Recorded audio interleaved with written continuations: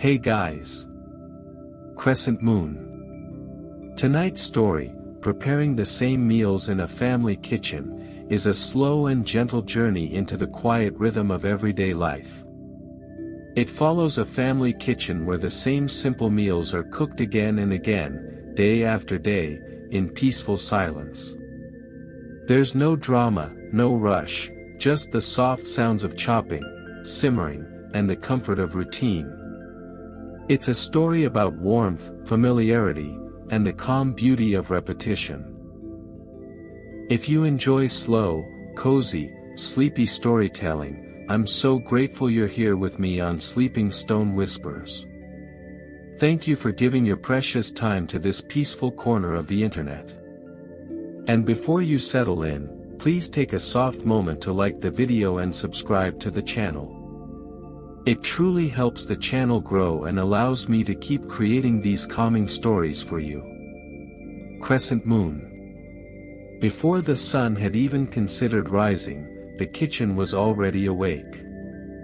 Not brightly awake. Not eagerly awake. But quietly, patiently awake.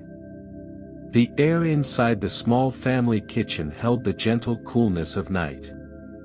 The tiled floor carried yesterday's faint warmth no longer.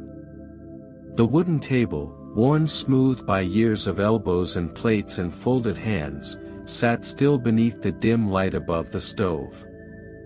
The refrigerator hummed in a soft, steady tone, not loud enough to disturb anyone, just enough to remind the room that time was passing. Outside the window above the sink, the sky was neither dark nor light. It was a soft gray-blue, like a breath being held. Every morning began this way. No alarms rang in the kitchen. No voices called out. The house beyond the doorway remained asleep, doors closed, blankets pulled up, dreams still unfolding behind quiet walls. But the kitchen, in its own way, waited for its first movement. The clock above the doorway ticked. 1 second. Then another. Its sound was small, but in the stillness, it felt important. On the counter, a ceramic bowl rested exactly where it had been left the night before. Beside it, the same wooden spoon lay diagonally across a folded dish towel. The spoon had darkened over time, its surface marked with faint scratches and softened edges. It had stirred countless soups, sauces, and pots of rice. It had never been replaced. There was comfort in that. A faint draft slipped through the narrow space near the window frame.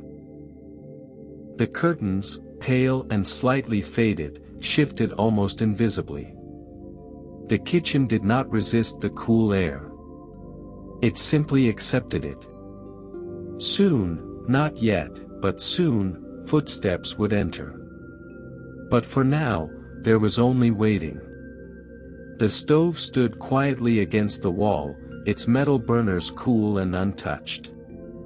A kettle rested on top, empty, angled slightly toward the back. It had boiled water every morning for as long as anyone could remember. The handle bore the gentle wear of steady use.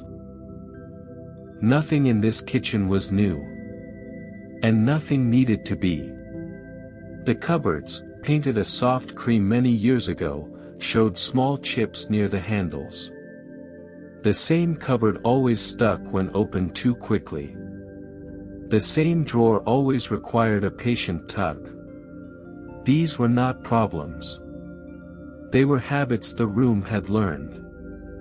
The scent of yesterday's dinner lingered faintly in the air: cooked rice, simple vegetables, toasted bread. It wasn't strong. It was only a memory of smell. Like the ghost of warmth. On the table sat a folded recipe card, its edges slightly curled. The writing had faded over time, though it was no longer needed. The meal it described had been prepared so many times that no one had to read it anymore. The hands that worked in this kitchen moved from memory, not instruction. The sky outside shifted by a small degree. Not brighter, just softer. The refrigerator hummed again. In the silence, the kitchen seemed to breathe. If someone were to step inside at that very moment, they might think nothing was happening. That the room was empty and still. But the kitchen knew better. It understood the rhythm of its own existence. It knew that soon, a hand would reach for the kettle. Soon, water would run into it with a gentle rushing sound. Soon, a flame would flicker into life beneath metal. But not yet. There was something peaceful about this moment before beginning. The moment when nothing had been chopped. Nothing had been stirred. Nothing had been measured. The day's first meal had not yet taken shape. And yet, it would be the same as yesterday's. And the day before that. And the week before that. Simple. Predictable. Unchanged. The kitchen did not long for variety. It did not wish for excitement. It did not grow tired of repetition. It simply waited for morning. And as the first faint hint of light finally touched the edge of the window glass, the quiet room remained steady and patient. Ready to begin again. The first sound of morning was never loud. It was never sudden. It was the soft turning of a handle. A door opened somewhere down the hallway, and slow footsteps moved across the wooden floor. Not rushed. Not heavy. Just steady. The house, still wrapped in early dawn, shifted slightly in its sleep. The kitchen felt it before it saw it. A hand reached toward the wall and gently pressed the light switch. A dim yellow glow filled the room, stretching into corners that had been quiet and gray only moments before. The table revealed its familiar scratches. The cupboard handles caught a dull shine. The clock continued ticking without surprise. The kettle waited on the stove. It had been empty all night, resting in silence. Its metal surface was cool to the touch, its spout angled forward as if prepared. The handle, curved and slightly darkened from years of warmth, fit naturally into the same hand that held it every morning. The sink tap turned slowly. Water flowed in a soft, steady stream. Not too fast. Not too slow. The sound of it filled the room like a gentle whisper. It echoed lightly against the metal basin, splashing softly inside the kettle's hollow body. This sound, the filling of water, was the true beginning. When the kettle felt heavy enough, the tap was turned off. A final drop fell. The room returned to its quiet hum. The kettle was placed back on the burner. Carefully. Precisely. In the exact center. A soft click. Then another. The stove answered with a low spark. A flame appeared, small, blue, steady. It licked the underside of the kettle with patient warmth. Not aggressive. Not hurried. Just enough. The hand withdrew. The morning had begun. For a while, nothing seemed to change. The flame burned quietly. The kettle remained still. The refrigerator hummed its constant note. Outside the window, the sky shifted from gray-blue to pale silver. The world beyond the house began to stir, though faintly. Inside the kettle, however, something was happening. The water adjusted slowly to its new warmth. At first, there was no sound at all. just heat moving through metal. Then, a faint murmur began, almost too quiet to notice. Tiny bubbles formed at the bottom, releasing themselves upward in small, uncertain movements. The kettle did not whistle yet. It waited. This waiting was important. It was the space between cool and boiling. Between silence and sound. The kitchen seemed to lean into it, listening. A chair at the table was gently pulled back. The scrape against the tile floor was soft but familiar. A mug was taken from the cupboard, the same mug as always. Slightly chipped at the rim. Warm beige with a faded pattern near the handle. The kettle's murmur grew. Not loud, just fuller. Inside, the water shifted from stillness to motion. Tiny bubbles became many. The sound deepened, a quiet rumbling that blended with the ticking clock. Steam began to form at the spout, thin and white. It curled upward slowly, disappearing into the air above the stove. And then, finally, it came. A gentle whistle. Not sharp. Not shrill. Just a steady note that rose into the kitchen like a breath being released. The first kettle of the day never startled anyone. Its sound was expected. It carried no urgency. It simply announced that warmth was ready. The flame was turned off immediately. The whistle softened and faded. The room returned to its softer tones. The kettle was lifted carefully. Steam trailed behind it like a quiet companion. The mug waited patiently on the table. Water poured in a smooth, steady stream. The sound of hot water meeting ceramic was one of the smallest comforts of morning. A hollow, gentle echo. A rising cloud of warmth. Tea leaves or coffee grounds, always the same, always measured without looking, were added. The spoon stirred slowly, circling the mug in calm, even movements. Clink. Clink. The spoon tapped lightly against the edge.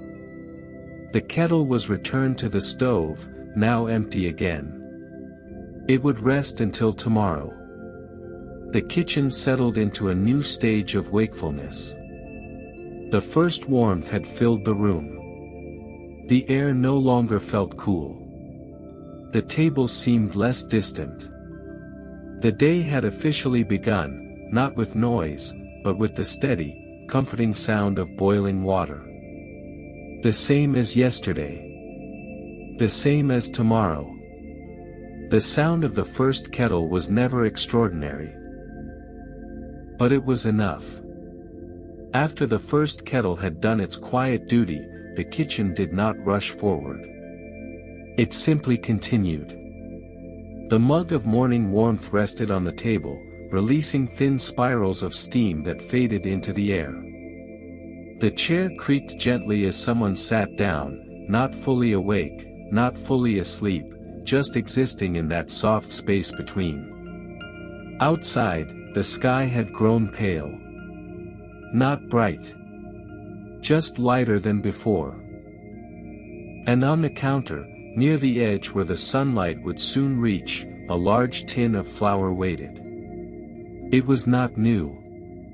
The label had peeled slightly at the corners. A faint dusting of white always seemed to live around its lid, no matter how carefully it was wiped. The tin had been opened thousands of times. It knew the rhythm of mornings as well as the kettle did.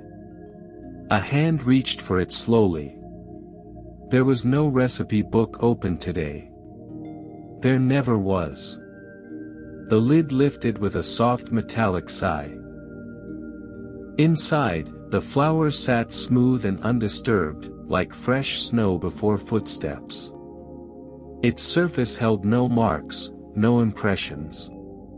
Just quiet whiteness. Measuring flour the old way did not require scales. It required memory. A ceramic bowl was placed on the counter. It was heavy, slightly chipped at the base, and wide enough to hold whatever the day demanded: dough for flatbread, batter for simple pancakes, thickening for soup. A metal measuring cup hung from a small hook nearby. Its handle was slightly bent, shaped by years of washing and drying. It had lost its shine long ago. The cup dipped into the flour gently. Not scooped aggressively. Not shaken. Just pressed down and lifted. Flour spilled over the edges in soft clouds, drifting back into the tin or onto the counter below. A finger brushed across the top of the cup to level it. The motion was slow and practiced, flattening the surface with quiet certainty. No one checked the measurement twice. The cup tilted. Flour fell into the bowl with a soft hush. It was one of the gentlest sounds in the kitchen, the sound of something light meeting something hollow. A faint whisper of powder settling. Again. The cup dipped once more. Pressed. Lifted. Leveled. Tilted. Hushed. The flour began to gather at the bottom of the bowl, forming a small mound. Not perfectly shaped. Not perfectly even. But correct in a way that did not need confirmation. There was no rush. The spoon from earlier, the same wooden spoon, was picked up and placed beside the bowl. It would be used soon, but not yet. A faint ray of morning light touched the edge of the counter. It illuminated tiny flour particles floating in the air. For a moment, they looked like dust dancing slowly in silence. The flour tin remained open, as if listening. Measuring the old way meant trusting the hands. It meant knowing how the dough should feel before it even existed. It meant remembering how much flour yesterday's meal had needed, not in numbers, but in sensation. Another cup. Another hush into the bowl. The kitchen smelled faintly of grain now. Dry and soft. Familiar. A small well was formed in the center of the mound using fingertips. The motion was gentle, pressing flour outward in a circular shape. The bowl remained steady against the counter. Water would come next. Or perhaps milk. Or oil. Always the same. Always simple. But before that, there was a pause. A quiet look at the flour. A moment to ensure it felt right. Sometimes, a little more was added. Not because a recipe demanded it, but because instinct did. The measuring cup dipped again. This time, only half full. Leveled. Poured. Enough. The tin lid was placed back on carefully. A faint tap sealed it shut. The excess flour on the counter was brushed aside with the side of a hand, falling to the floor in a barely noticeable drift.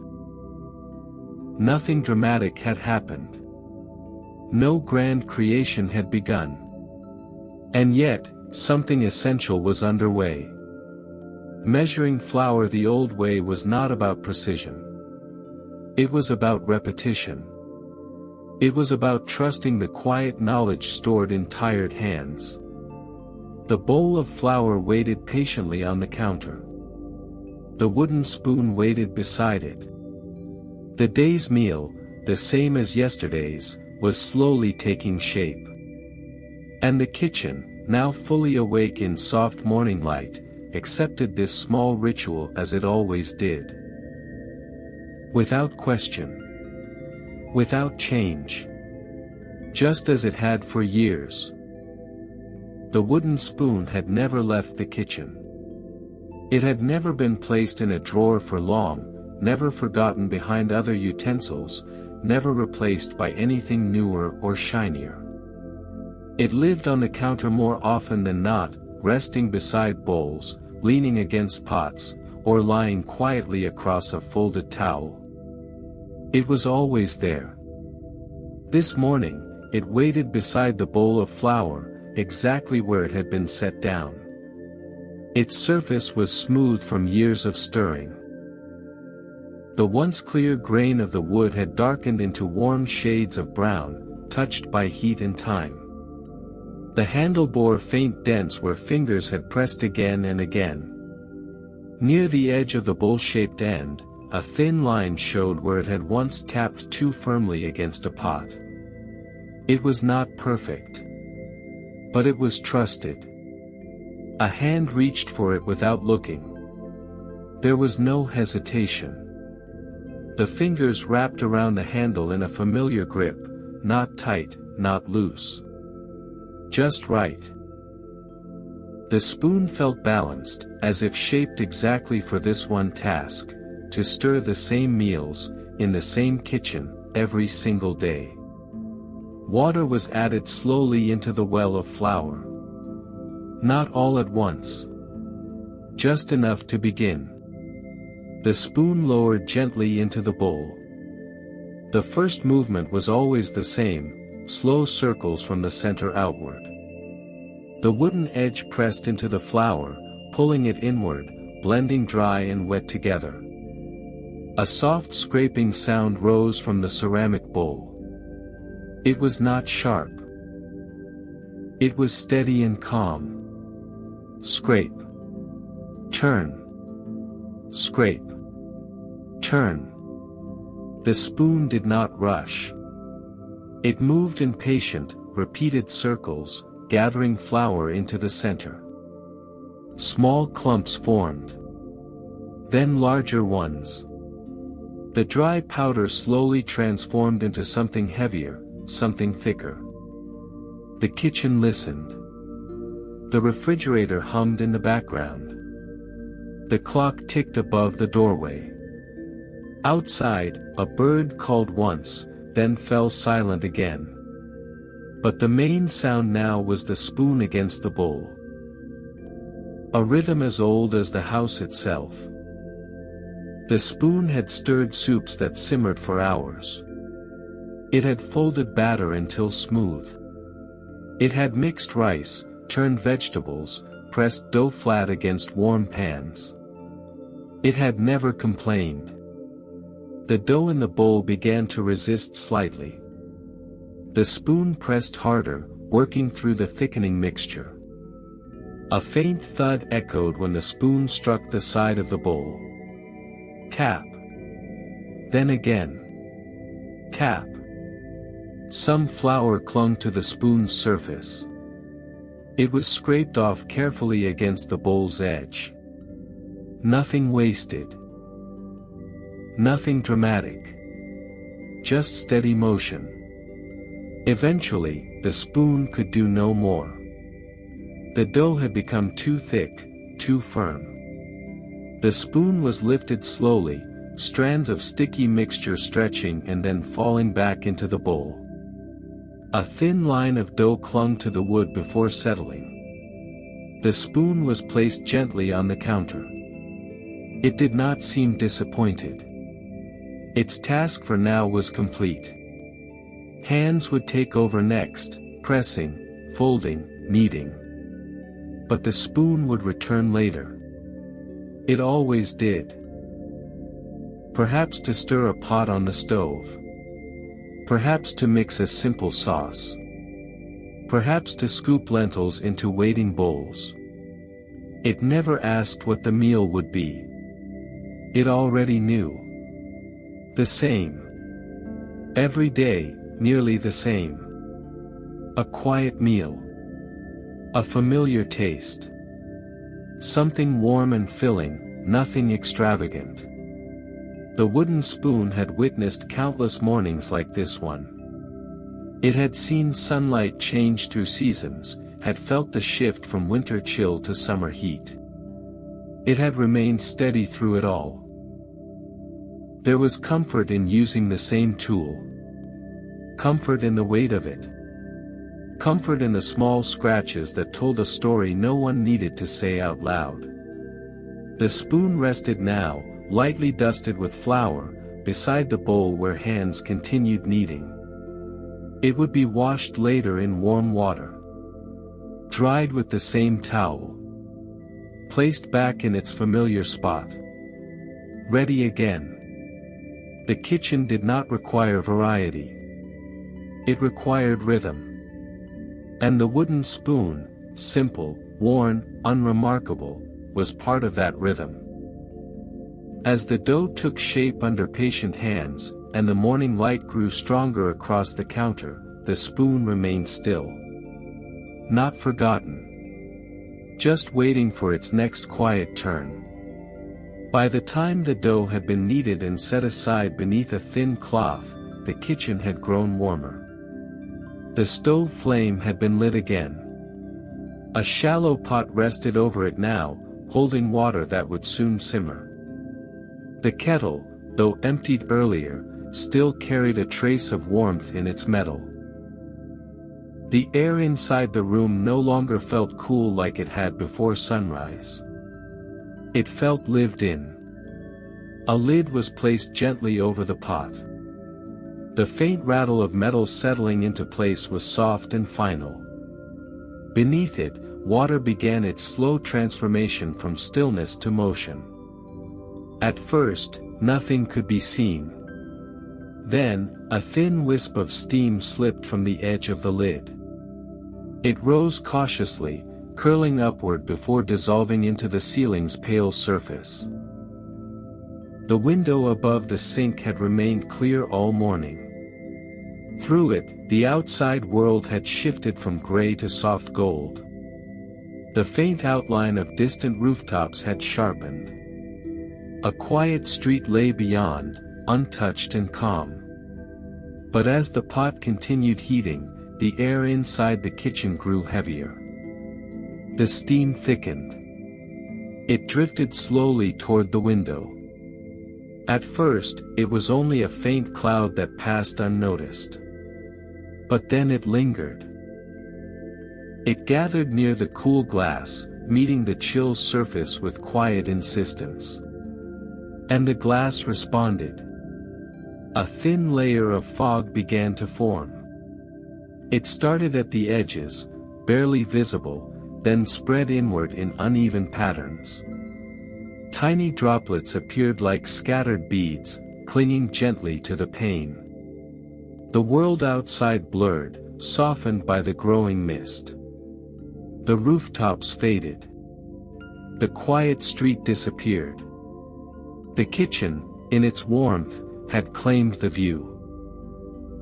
A hand reached toward the window briefly, pressing fingers against the cool glass. The warmth from the skin left a clear imprint, 5 small shapes against the fog. For a moment, that space revealed the outside again, pale sky, distant tree branches moving faintly in the breeze. But the clarity did not last. The steam returned, reclaiming the glass. The fingerprints faded into the soft haze. Inside the pot, the water had begun to simmer. Small bubbles rose steadily to the surface, tapping lightly against the lid.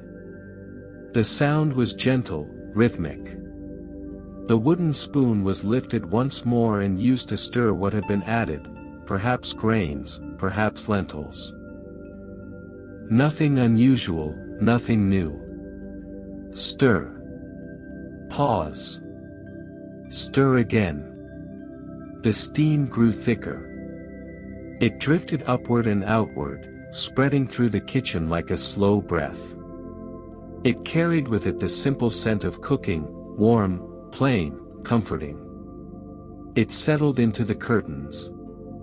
It brushed against the cupboard doors. It hovered near the ceiling before thinning and disappearing. The window remained clouded. Outside, The sun had risen higher, but from within the kitchen, the world was only light and shadow through misted glass.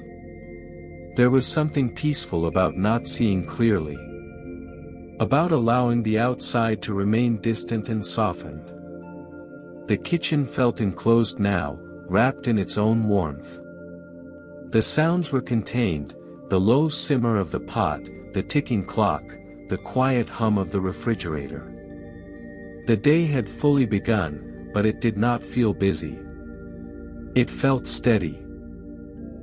Another lid was lifted briefly to release a stronger cloud of steam. It rushed upward, momentarily thick and white, before spreading thin. The window fog deepened again, droplets sliding slowly downward in thin trails. Each droplet moved at its own pace. Some lingered. Some joined others and fell together. No one hurried them. A cloth was used to wipe a small circle in the center of the glass. Just enough to glance outside. Just enough to check the light. Then the cloth was set aside. The steam continued its quiet work. Inside this kitchen, the same meal was being prepared, just as it had been countless mornings before. The same ingredients. The same order. The same careful stirring. And against the window glass, steam marked the passage of warmth meeting cool. The outside world could wait. For now, there was only the gentle simmer, the fogged window, and the soft rhythm of another ordinary morning unfolding exactly as it always had. By mid-morning, the steam had thinned, and the window glass had cleared itself naturally. The pot on the stove continued its soft simmer, steady and predictable. Nothing had boiled over. Nothing had burned. The kitchen moved forward without surprise. On the counter, beside the resting dough and the quiet wooden spoon, a small cloth bag of potatoes was placed down. The bag made a dull, familiar thud. It was the same kind of bag used every week. Woven, slightly frayed near the drawstring, faintly dusted with dried soil. The potatoes inside were not perfectly shaped.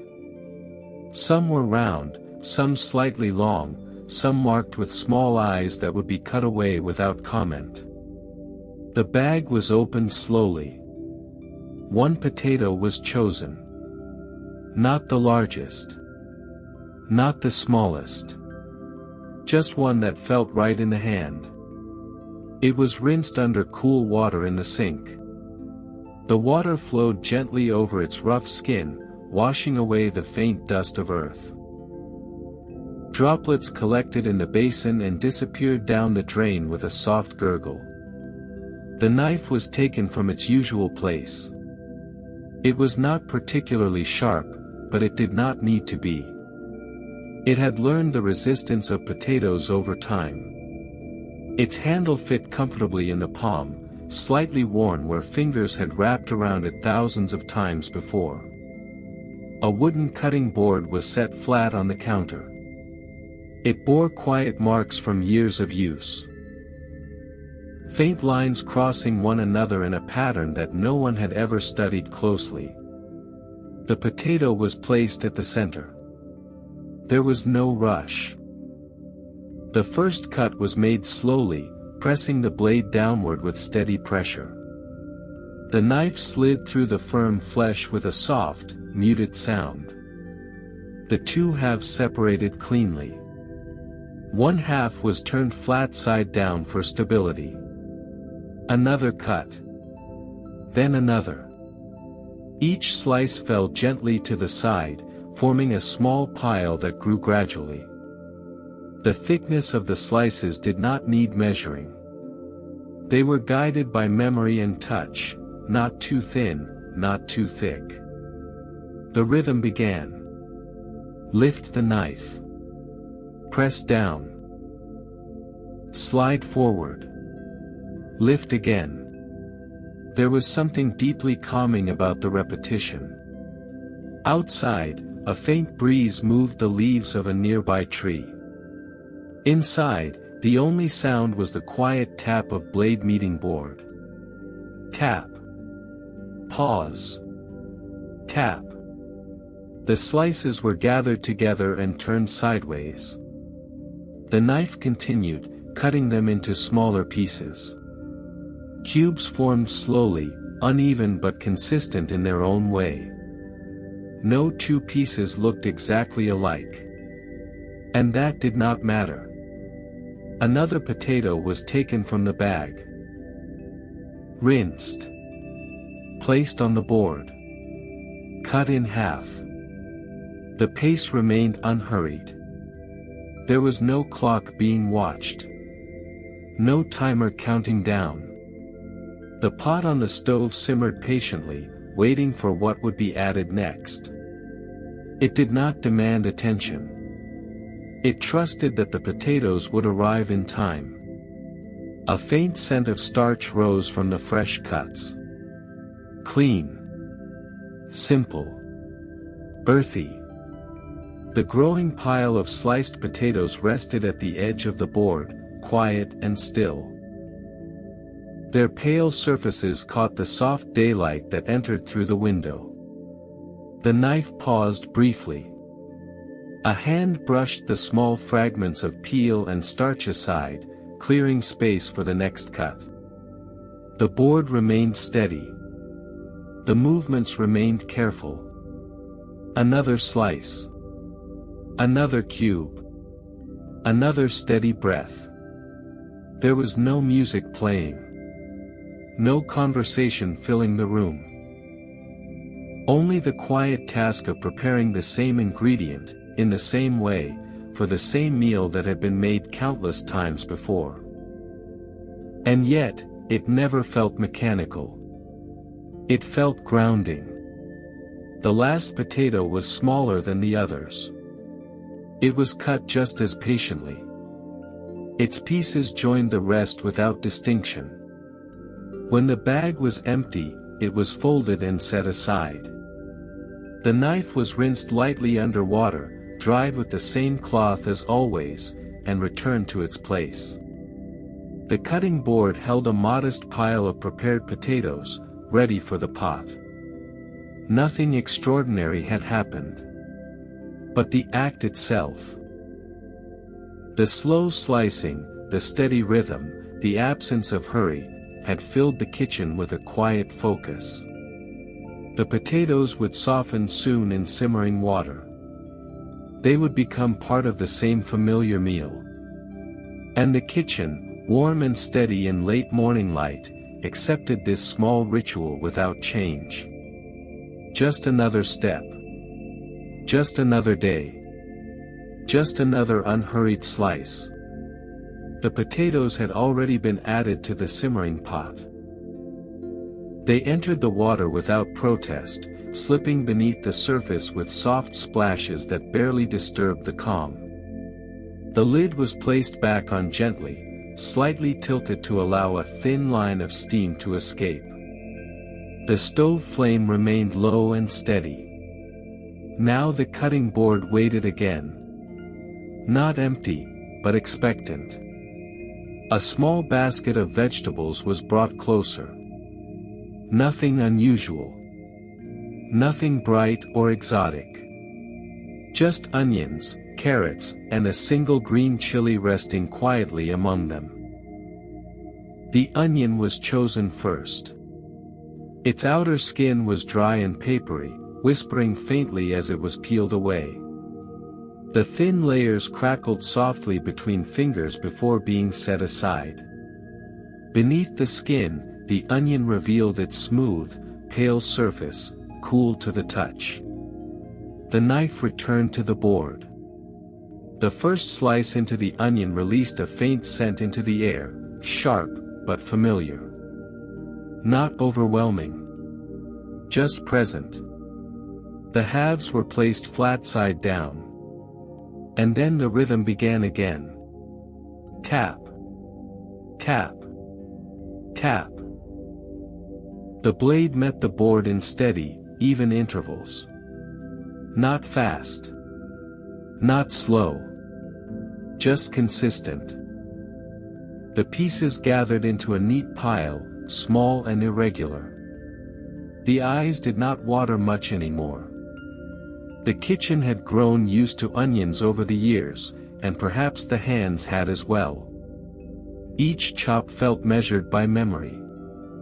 There was no need to look closely at the size of each piece. The knife moved almost on its own, guided by repetition rather than thought. The carrots came next. They were rinsed quickly and placed on the board. Their bright orange color added a quiet contrast to the pale onion pieces. The knife pressed down, slicing them into thin rounds. The sound was slightly different now.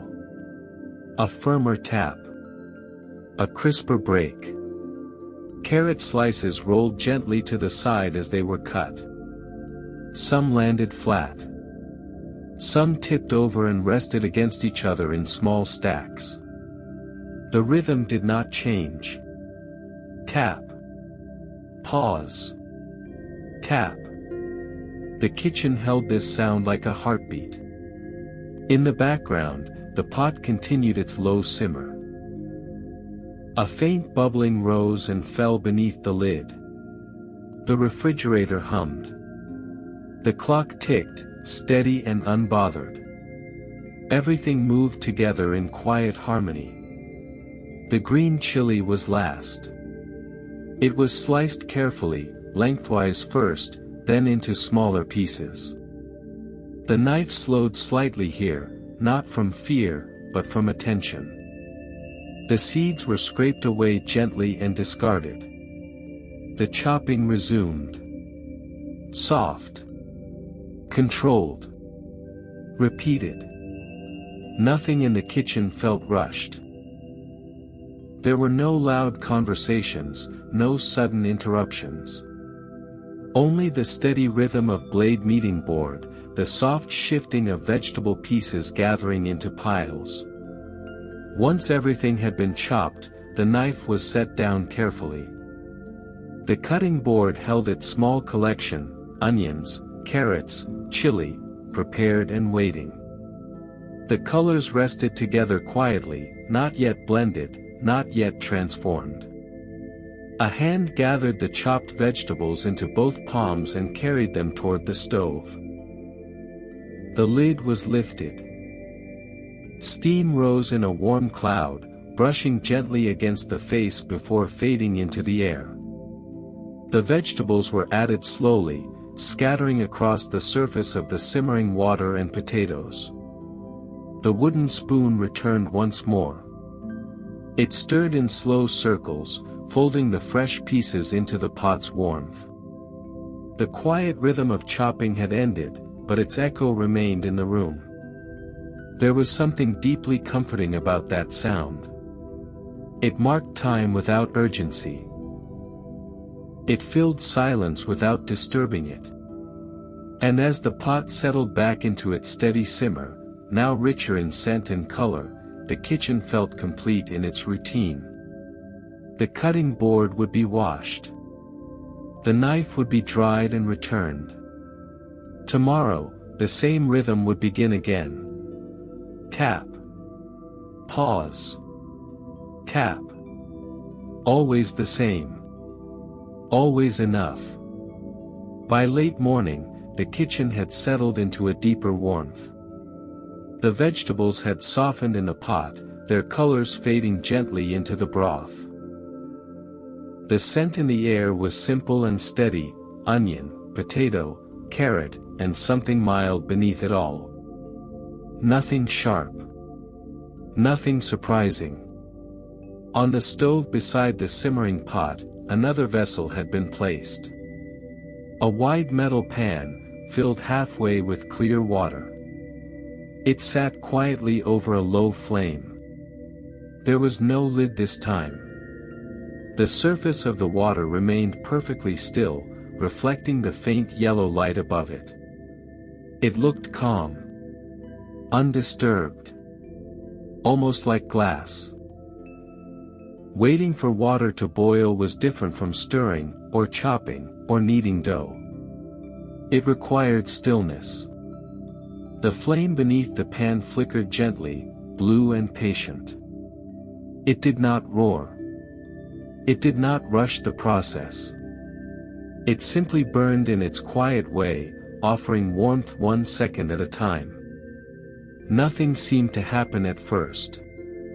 The water gave no sign of change.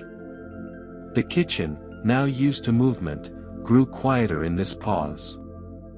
The wooden spoon rested beside the stove. The cutting board had been washed and left upright near the sink to dry. The cloth used earlier hung over the tap, still slightly damp. The clock ticked. The refrigerator hummed. Outside, a faint sound of someone walking down the street passed and faded. Inside the pan, the water remained still. Waiting required trust. There was no way to hurry boiling water without increasing the flame, and there was no need to increase it. The meal would arrive in its own time. It always did. A faint shimmer appeared at the bottom of the pan. Not obvious. Just a small distortion in the reflection. Then a tiny bubble formed, clinging to the metal base before releasing itself upward in a slow, uncertain rise. It reached the surface and disappeared without sound. Another bubble followed. Then 2 more. The process was subtle. Easy to miss if no one was watching. But the kitchen was watching. The bubbles increased slowly, gathering confidence. They rose in small clusters now, tapping lightly at the surface before breaking. A soft murmur began. Barely audible at first. It blended with the background hum of the room. Waiting for water to boil meant standing nearby without doing much at all. Hands rested lightly on the edge of the counter.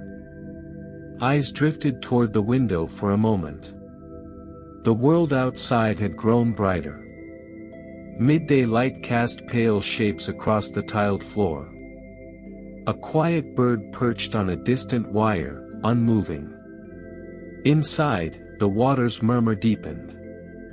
The bubbles grew larger, rising more frequently. The surface of the water trembled gently, no longer smooth and reflective. Small waves formed along the edges of the pan. The sound shifted from murmur to soft rolling. It was not loud. It was not dramatic. Just a steady, rhythmic movement of water transforming under heat. The flame continued its patient work. Soon, the surface broke into a full boil, bubbles rising continuously, meeting and collapsing in constant motion. Steam lifted in light, wavering threads above the pan. The water had changed. It had moved from stillness to energy, from silence to sound, without hurry. A small handful of grains, perhaps rice, perhaps pasta, was added carefully. They slipped beneath the surface and disappeared into the rolling motion.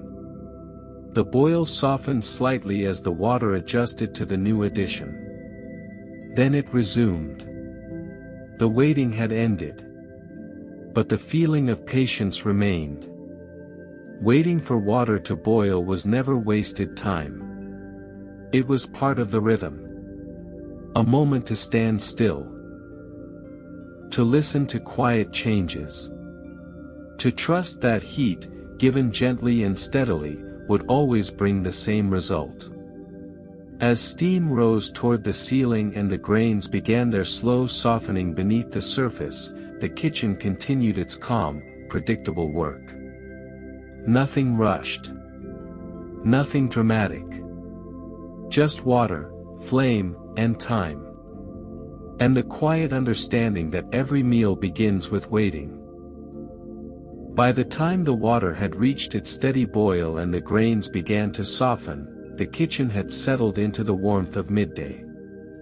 The light coming through the window was no longer pale or uncertain. It lay comfortably across the table, across the counter, touching the stove with a soft golden glow. The earlier steam had faded, leaving the glass clear once more. There was one small task left before the meal felt complete. Bread. Not fresh from a bakery. Not warm from a new oven. Just simple slices taken from the same paper wrapper, folded neatly at the corner and placed back in its usual spot near the wall. The wrapper made a faint crinkling sound as it was opened. 2 slices were removed carefully, their edges square, their surfaces pale and soft. They were not thick. They were not thin. They were exactly what they had always been. The pan was moved slightly to make room. A flat griddle was placed over a low flame. It had darkened over years of use, its surface smooth in some places and faintly textured in others. It did not need oil. It did not need preparation. It simply waited. The first slice of bread was placed gently onto the warm surface. There was no immediate sound. For a moment, nothing changed. Then, a faint hiss, almost imagined, whispered beneath it. The heat began its quiet work, touching the underside, drawing moisture away slowly. The second slice joined the first. Side by side. Waiting. The kitchen grew still again, as it always did during small transitions like this. The pot continued its low simmer. The grains moved gently beneath the surface of boiling water. The clock ticked. And then it came. The smell. It started softly, barely noticeable, like a warm breath carried through the air. A gentle sweetness mixed with something deeper, something toasted and comforting. The familiar smell of bread meeting heat. It drifted slowly through the kitchen, settling into corners, brushing past the wooden spoon, lingering near the window. It was a smell that never surprised anyone. It did not change from day to day. And that was the comfort of it. A hand lifted one slice slightly to check the underside. Golden. Not too dark. Not too pale. It was turned over with careful fingers. The second slice followed. The toasted side faced upward now, revealing an even shade of brown, small darker patches near the edges. Steam rose faintly from its surface, carrying that warm scent a little stronger into the room. The smell deepened as the second side began to toast. It blended with the simmering vegetables and the soft scent of grains cooking nearby. Together, they formed the quiet signature of this kitchen, a scent that lingered in the curtains, in the wood of the cupboards, in the very air itself. The bread crisped gently. A faint crackle could be heard as its surface tightened under heat. There was no rush to remove it. The flame remained low. The browning happened slowly, evenly. When both slices were done, they were lifted carefully from the griddle and placed on a simple plate. The edges felt firmer now. The centers warm and slightly crisp. The griddle was turned off. Silence returned to that burner. The bread rested for a moment before being cut in half. The knife moved easily through the toasted surface with a soft crunch. Crumbs scattered lightly onto the plate. Nothing extraordinary had happened. No new recipe had been invented. But the familiar smell of toasted bread had filled the kitchen once again, marking another quiet midday, another simple meal prepared in the same careful way. The plate was set near the stove, ready to join the pot and the grains. The kitchen felt complete in its routine. The same slices. The same flame. The same gentle scent rising into the warm, steady air. And as the smell settled softly into the room, it carried with it the comfort of repetition, the quiet reassurance that some things never change. By early afternoon, everything in the kitchen had softened. The grains in the pan had absorbed their water and grown tender. The toasted bread rested on a plate near the edge of the table, its warmth fading slowly into the air. The light outside had shifted again, less golden now, more steady and white. On the stove, the pot continued its quiet simmer. Inside it, the potatoes had softened into gentle shapes. The carrots had lost their brightness. The onions had disappeared almost completely, dissolving into the broth. Everything had blended together in a way that felt familiar, almost expected. It was time to stir. The wooden spoon was lifted once more from its resting place. It felt warm as it entered the pot. The first movement was slow, pressing gently against the softened vegetables. The spoon traveled in a wide circle along the edge of the pot, scraping lightly against the metal bottom to ensure nothing had settled there too long. Scrape. Turn. Lift. Press. The soup shifted under the spoon's path, thick and steady. Small waves formed and folded back into themselves. Steam rose in soft clouds, brushing against the face before disappearing upward. The smell was calm and simple. Potato. Carrot. A hint of onion. No extra spices had been added today. None were needed. This soup never changed. It had been prepared in this same way for years, the same ingredients, the same order, the same quiet attention. Even the amount of salt added was measured not by spoon, but by memory. A small pinch was sprinkled in now. The spoon stirred again. There was something deeply peaceful about stirring a soup that never surprised you. There were no sudden flavors to adjust. No unexpected textures to correct. It was known, from beginning to end. The spoon pressed gently against a potato piece, breaking it slightly to thicken the broth. The motion was unhurried. The soup responded by growing a little smoother, a little more blended.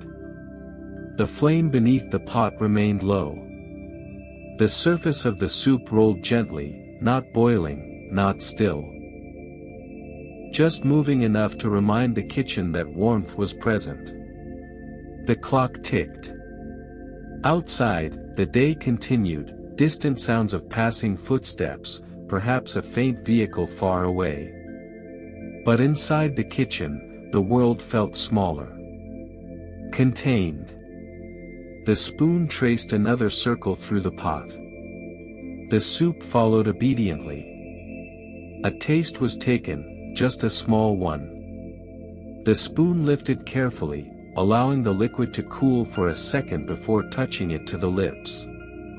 It tasted exactly as it had yesterday. And the day before. Warm. Mild, steady. The spoon returned to its slow path through the broth. Stirring did not require thinking. It required presence. The pot felt lighter somehow now, as if the act of stirring had released something unseen, a final readiness. Steam continued to rise, though less thick than before. The kitchen air was heavy with comfort rather than heat. The spoon paused in the center of the pot for a moment, resting against the edge. The soup settled into stillness again, surface smoothing slowly. Nothing in this kitchen asked for change. There was no desire for something new. The repetition was not dull here. It was grounding.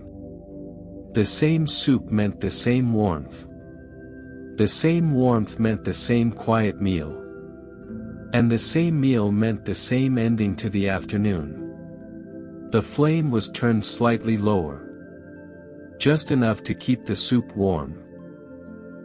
The wooden spoon was lifted out, tapped gently against the pot's edge to release the last drops, and set down on the waiting plate beside the stove. The soup that never changed waited patiently. Soon it would be ladled into bowls. Soon it would be eaten in silence or soft conversation. But for now, it simply sat there, steady and calm. Another day. Another pot. Another quiet stirring in the same family kitchen. The afternoon arrived quietly, without announcement. There was no sudden shift in sound, no clear dividing line between midday and what came after. The kitchen simply moved into a slower rhythm, as if the air itself had grown heavier. The pot remained on the stove, flame turned to its lowest setting. The soup no longer bubbled actively.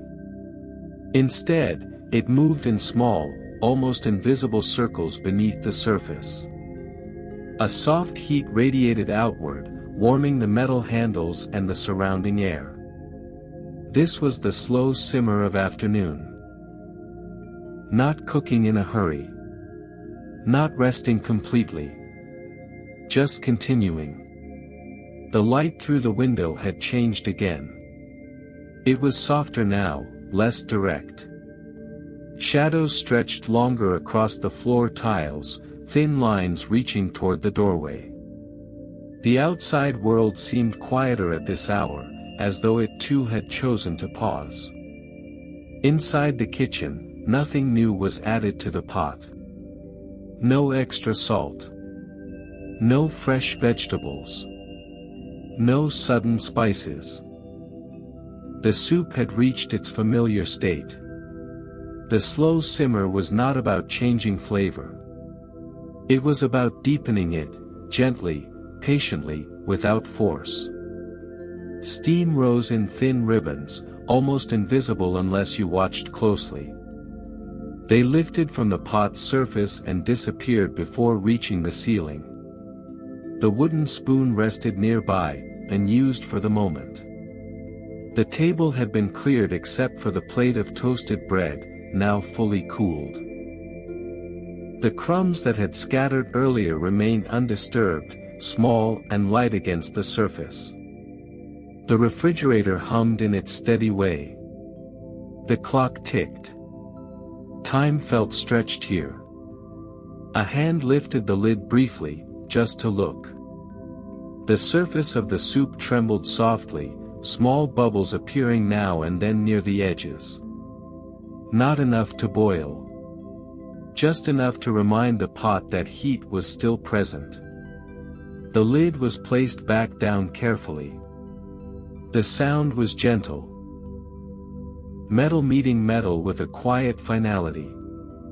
In this hour, the kitchen did not demand attention. It simply held its warmth. A chair was pulled slightly closer to the table.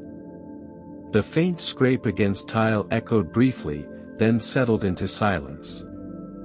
A moment of stillness followed, as if the room itself were listening to its own calm. Outside, a breeze moved through the leaves of the nearby tree. Sunlight filtered through them in shifting patterns, creating slow-moving shapes against the window glass. The simmer continued. It was the sound of patience. A low, steady murmur that blended into the background. The air in the kitchen felt thicker now, not heavy, just settled. The earlier movements of chopping and stirring had faded. There was nothing left to prepare. Only waiting. The slow simmer of afternoon was different from waiting for water to boil. That waiting carried anticipation. This one carried quiet certainty. The meal was ready. It was simply holding its warmth.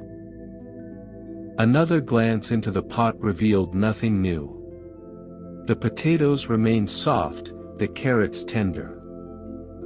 The broth had thickened slightly, becoming smoother with time. It was the same as always. The flame beneath the pot flickered gently, almost lazily. There was no urgency to turn it off yet. The warmth felt right. The kitchen felt complete.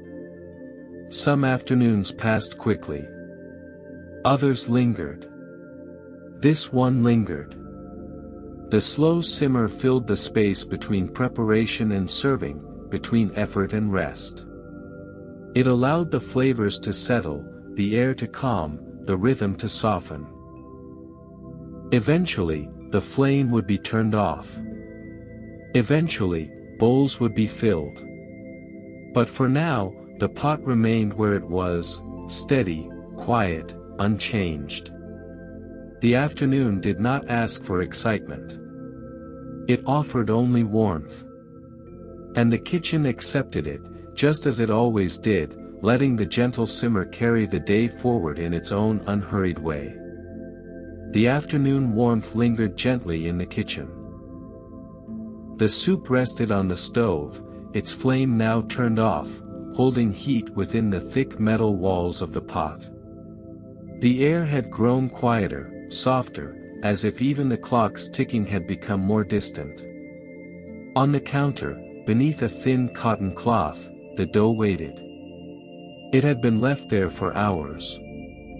Not forgotten. Just allowed to rest.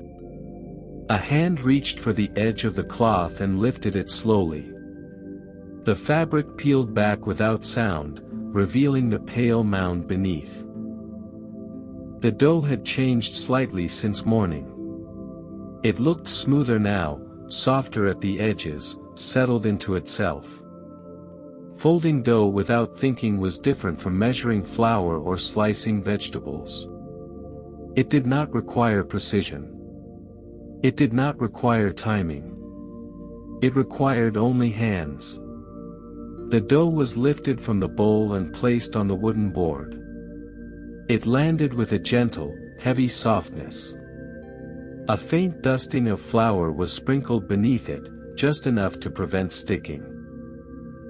The palms pressed lightly against its surface. Warm. Pliable. Familiar. The first fold was slow. The edge was pulled inward toward the center, pressed down gently. Then the dough was turned slightly, not measured, not exact, just turned. Another fold. Press. Turn. The movement continued without effort. There was no counting. No checking of texture. The hands knew what to do because they had done it so many times before. Press. Fold. Turn. The dough responded obediently, stretching slightly before settling back under the weight of palms. It made no sound except the soft contact of skin against its surface and the faint scrape against the board. Outside, the afternoon light had begun to soften further. The shadows were longer now, reaching across the counter in thin, pale lines. Inside, the kitchen felt suspended in a quiet pause. Folding dough without thinking allowed the mind to drift. There was no need to focus closely. The rhythm was steady and predictable. Press forward with the heel of the hand. Fold back toward the center. Turn. Repeat. The dough grew smoother with each movement. Its surface tightened slightly, becoming more elastic, more uniform. If someone had been watching closely, they might have noticed how evenly it was being shaped. But no one was watching.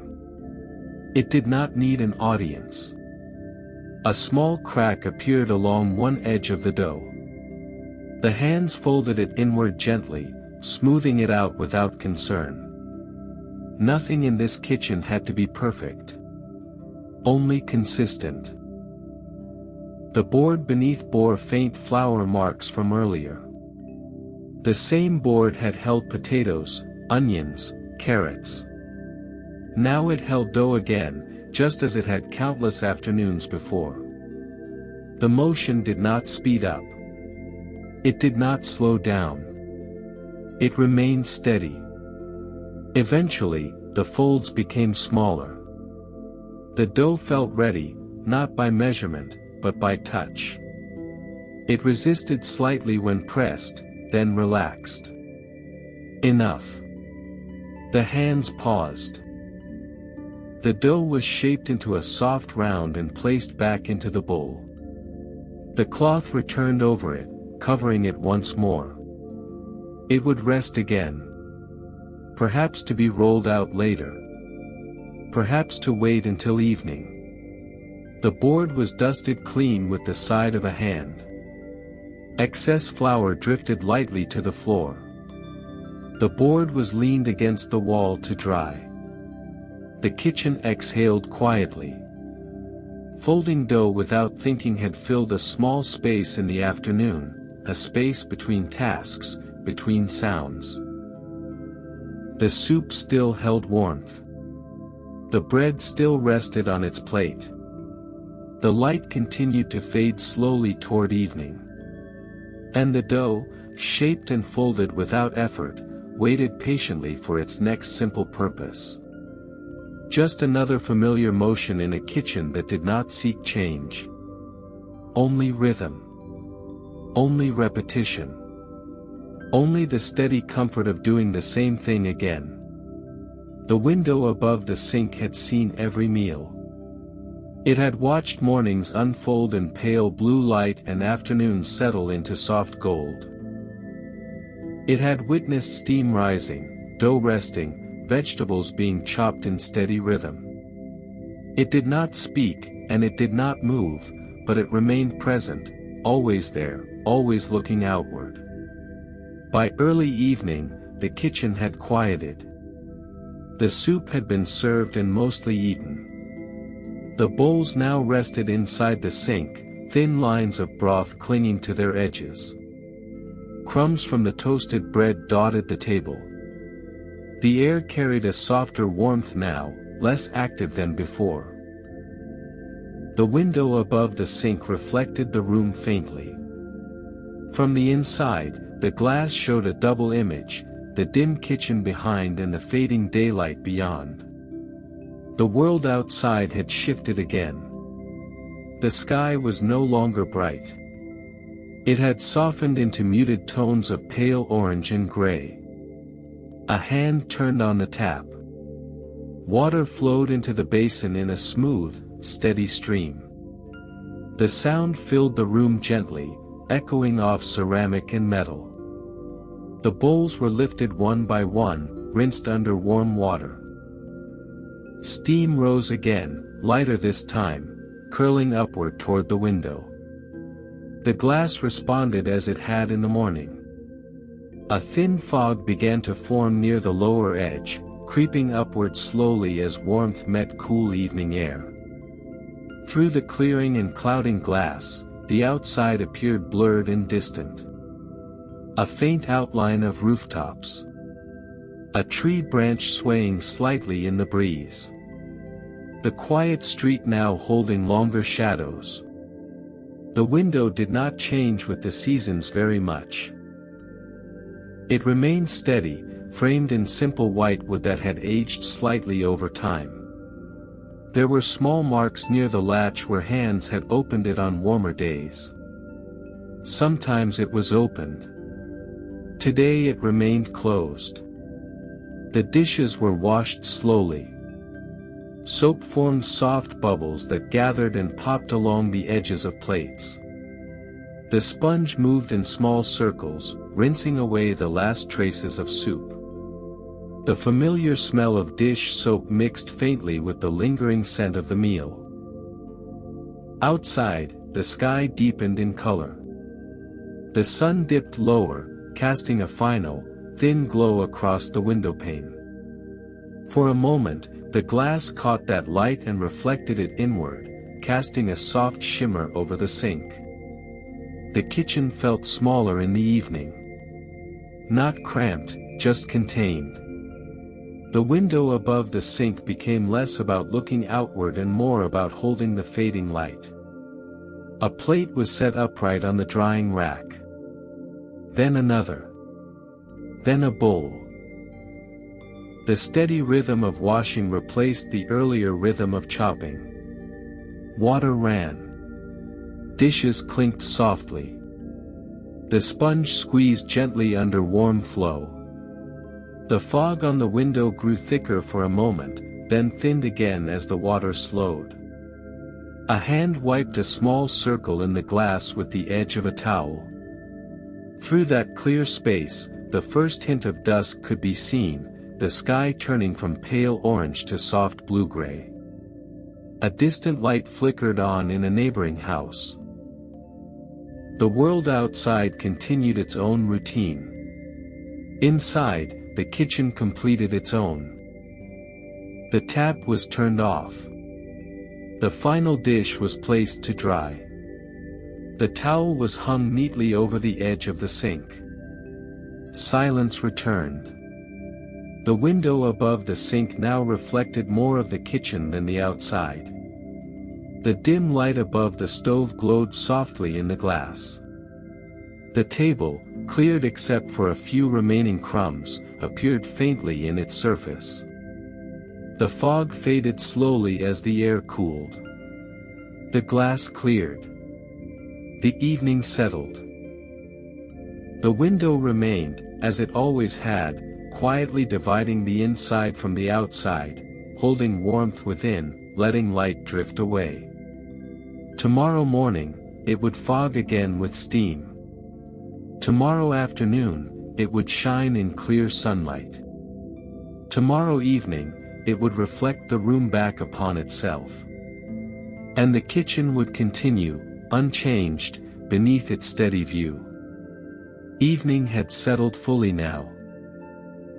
The last of the daylight had faded from the window above the sink, leaving only a soft reflection of the kitchen light glowing against the glass. Outside, the street had grown still. Inside, the air carried a quiet warmth that lingered from the stove. The dishes waited. Not in a towering stack. Not in disorder. Just a small, steady collection, bowls that had held soup, plates that had carried toasted bread, a spoon resting at the bottom of the sink as if it had gently surrendered to the day. The tap was turned on again. Warm water flowed into the basin, steady and clear. Steam rose lightly, less dramatic than before, curling upward in thin shapes that disappeared quickly into the dim room. Washing dishes in warm silence was different from cooking. Cooking had rhythm and small movements that filled the air. Washing had repetition. And quiet. The first bowl was lifted from the sink. It was still faintly warm from earlier. A sponge pressed against its surface, moving in small circles. Soap formed pale bubbles along the rim, gathering softly before sliding down into the basin. There was no hurry. No clock to watch. No next task waiting. Just water. Ceramic. Hands. The bowl was rinsed carefully under the running tap. The sound of water striking its curved surface echoed gently, then softened as it was placed upright on the drying rack.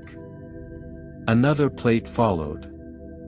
The sponge traced the same circular pattern. Left to right. Edge to center. Center to edge. The rhythm was steady and almost thoughtless. The wooden spoon was lifted next. It had done its work for the day. Stirring, pressing, folding.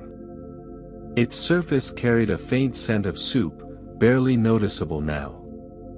The sponge moved along its length, careful not to soak it too long. Wood and water had always understood each other here. The spoon was rinsed quickly and set aside to dry, resting against the rack in its familiar way. The kitchen remained silent except for the gentle rush of water and the soft clink of dishes meeting metal. There was no music playing. No conversation filling the space. Only the quiet presence of small tasks being completed. The sponge was squeezed lightly. Water dripped from it in slow, steady drops. The final bowl was washed. Then the final plate. Even the small crumbs that had rested on the table were brushed into a waiting hand and carried to the bin without ceremony. The tap was turned off. The sudden absence of running water felt larger than the sound itself. Silence expanded gently across the room. The drying rack now held the clean dishes in neat rows.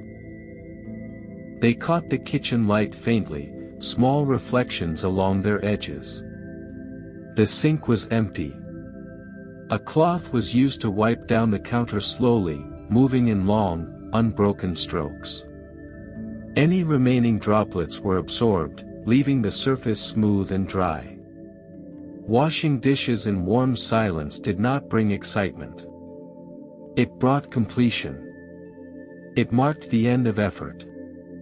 The stove knobs were checked once more, all turned off. The pot, now empty and rinsed, rested upside down near the sink.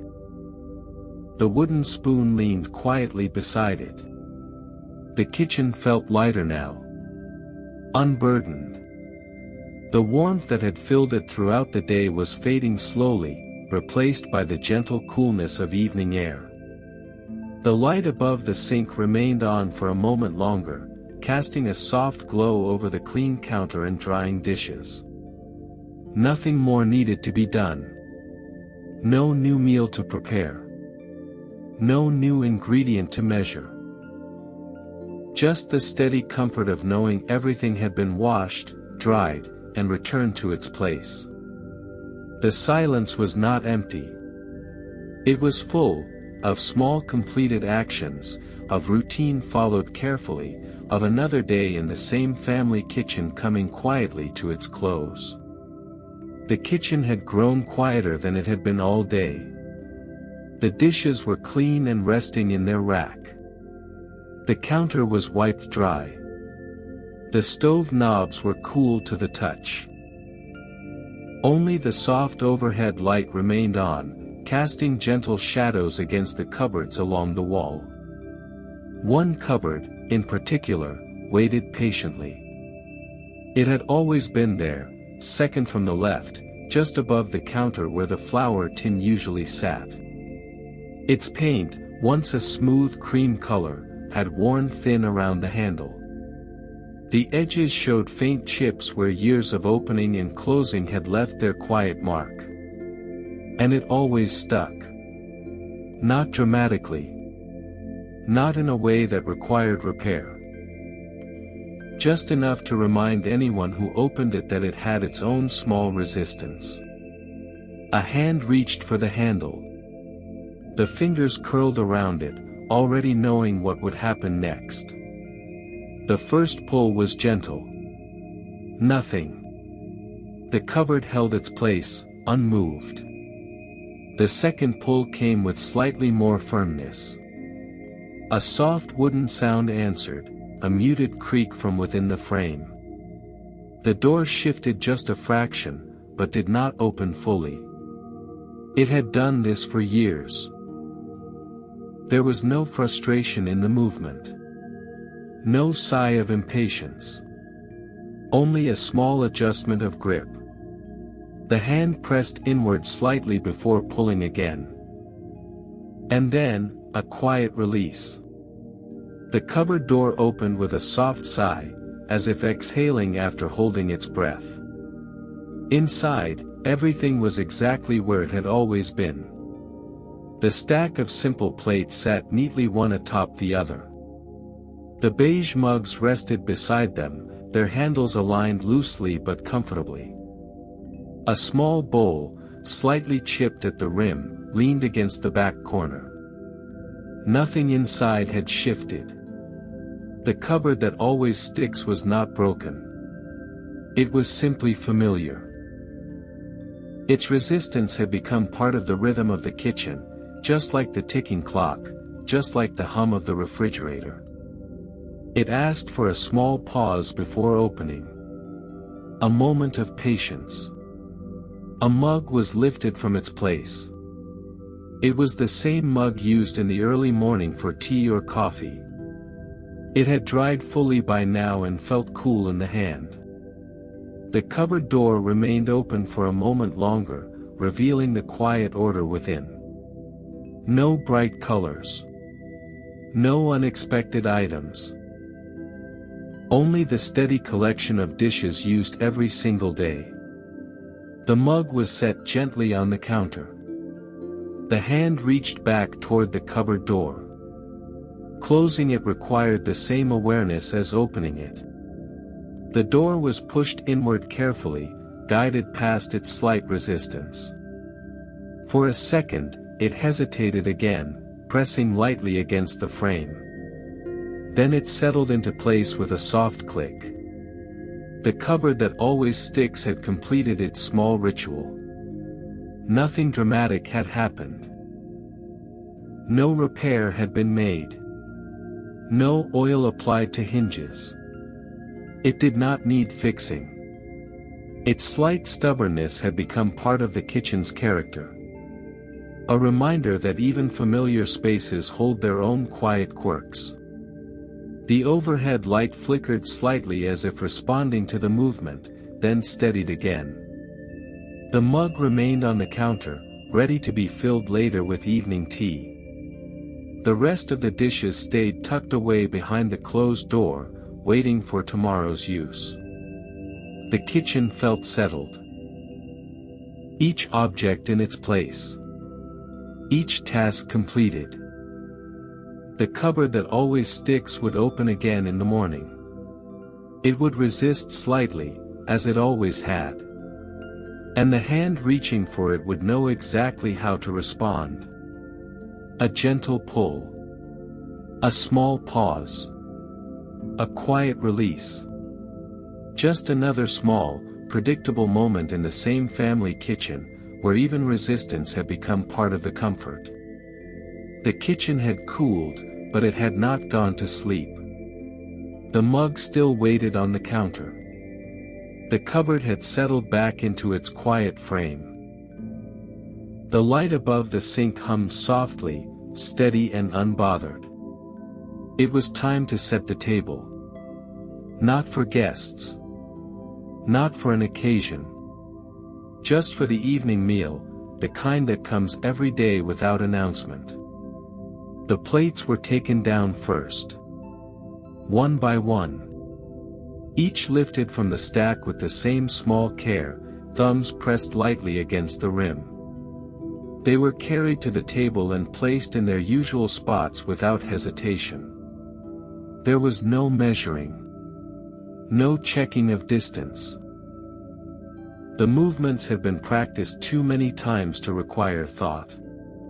One plate at the head of the table. One opposite. Two along the sides. Always the same. The table itself carried faint marks from years of use, shallow scratches in the wood, a slightly lighter patch where a bowl had once rested for too long in the sun. It did not need decoration. It only needed what it always received. Next came the forks. Drawn from the drawer with a soft metallic shuffle. Each fork was placed to the left of its plate. Tines facing upward. Parallel to the table's edge. There was a quiet satisfaction in lining them up evenly, adjusting them by a fraction of an inch so they felt aligned, not perfectly measured, but comfortably right. Knives followed. To the right of each plate. blades turned inward. Not because anyone insisted on the rule, but because it had always been done that way. Spoons rested beside the knives. Their curved surfaces caught the light briefly before settling into stillness.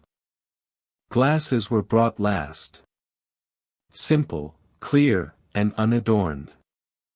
Each placed just above and slightly to the right of its plate. The arrangement had never changed. Even when chairs were replaced. Even when the table had been moved slightly closer to the window. The setting remained constant. There was comfort in that. Setting the table the same way was not about routine alone. It was about continuity. The quiet reassurance that some parts of the day would remain predictable. A napkin was folded, not in a decorative shape, not tucked into a glass, simply folded once and laid gently across each plate. Nothing more. No centerpiece tonight. No candles. Just space for plates, cutlery, and the meal that would soon fill them. The chairs were nudged inward slightly, straightened without conscious effort. The room felt ready now. Prepared. Not elaborate. Not impressive. Just complete. The overhead light cast soft shadows beneath each fork and knife, small shapes repeating across the table's surface like a quiet pattern. There was no rush to sit down yet. The act of setting had been enough. It marked a transition, from cleaning to gathering, from solitude to shared space. Tomorrow, the forks would be placed the same way. The glasses would rest in the same corners. The napkins would fold in the same simple shape. And no one would need to think about it. Because in this kitchen, in this house, the table had always been set the same way. And that sameness had never felt dull. It had always felt like home. The table was set. Plates waiting. Forks aligned. Glasses catching the light in quiet, transparent stillness. The kitchen no longer felt busy. It felt prepared. From the counter near the stove, two small shapes were lifted, familiar, balanced easily in one hand. Salt. Pepper. They had stood side by side for as long as anyone could remember. Their surfaces were worn smooth from years of passing between hands. The salt shaker held fine white grains that shifted softly when tilted. The pepper mill, darker and slightly taller, carried the faint scent of crushed spice even before being turned. They were placed at the center of the table. Not perfectly centered. Just naturally there. Within reach of everyone. Salt, pepper, and nothing new. There had never been an interest in elaborate seasonings. No small jars of distant herbs lined the counter. No experimental blends tucked into the cupboard that always stuck. The meals in this kitchen asked for very little. Soup needed salt. Eggs needed pepper. Bread needed nothing at all. The pepper mill was lifted and turned once, absent-mindedly, over an empty plate, testing its readiness. A soft crack of peppercorns broke the silence, followed by the faint scatter of dark flecks. The scent rose briefly, sharp but not overwhelming. The salt shaker was tilted next. A light tap against the palm confirmed its steady flow. These gestures were small rehearsals. Not necessary. Just habitual. Salt and pepper did not surprise anyone here. They did not demand attention. They did not change the meal into something unexpected. They simply completed it. The chairs were pulled out slightly now. The air in the room carried a quiet anticipation, not excitement, but readiness. A pot was brought from the stove and placed carefully onto a trivet at the center of the table. Steam lifted gently, catching the overhead light before dissolving into the room. Nothing about the meal was new. The same soup as before. The same bread sliced thickly and arranged on a plate. The same butter dish resting nearby. And yet, it did not feel repetitive. Salt and pepper would move from hand to hand soon enough. A small twist. A light shake. Tiny adjustments made according to personal taste. Some would add more. Some less. But the foundation remained unchanged. There was comfort in that restraint. In knowing that dinner did not need reinvention. It needed warmth. It needed familiarity. It needed the quiet exchange of passing the salt without words. The pepper mill stood upright again after being set down, steady and patient. The salt rested beside it, grains settled and still. Two simple companions at the center of the table. No new spices. No dramatic flavors. Just the steady presence of what had always been enough. In this kitchen, on this table, nothing new did not mean nothing meaningful. It meant consistency. It meant trust. It meant that when the soup was ladled into bowls and the bread was torn open, the only decision left to make was how much salt, how much pepper, and even that choice was small. The room waited quietly. Salt. Pepper.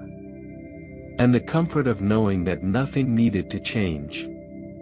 Dinner has begun. Soup ladled into bowls. Bread torn open by hand.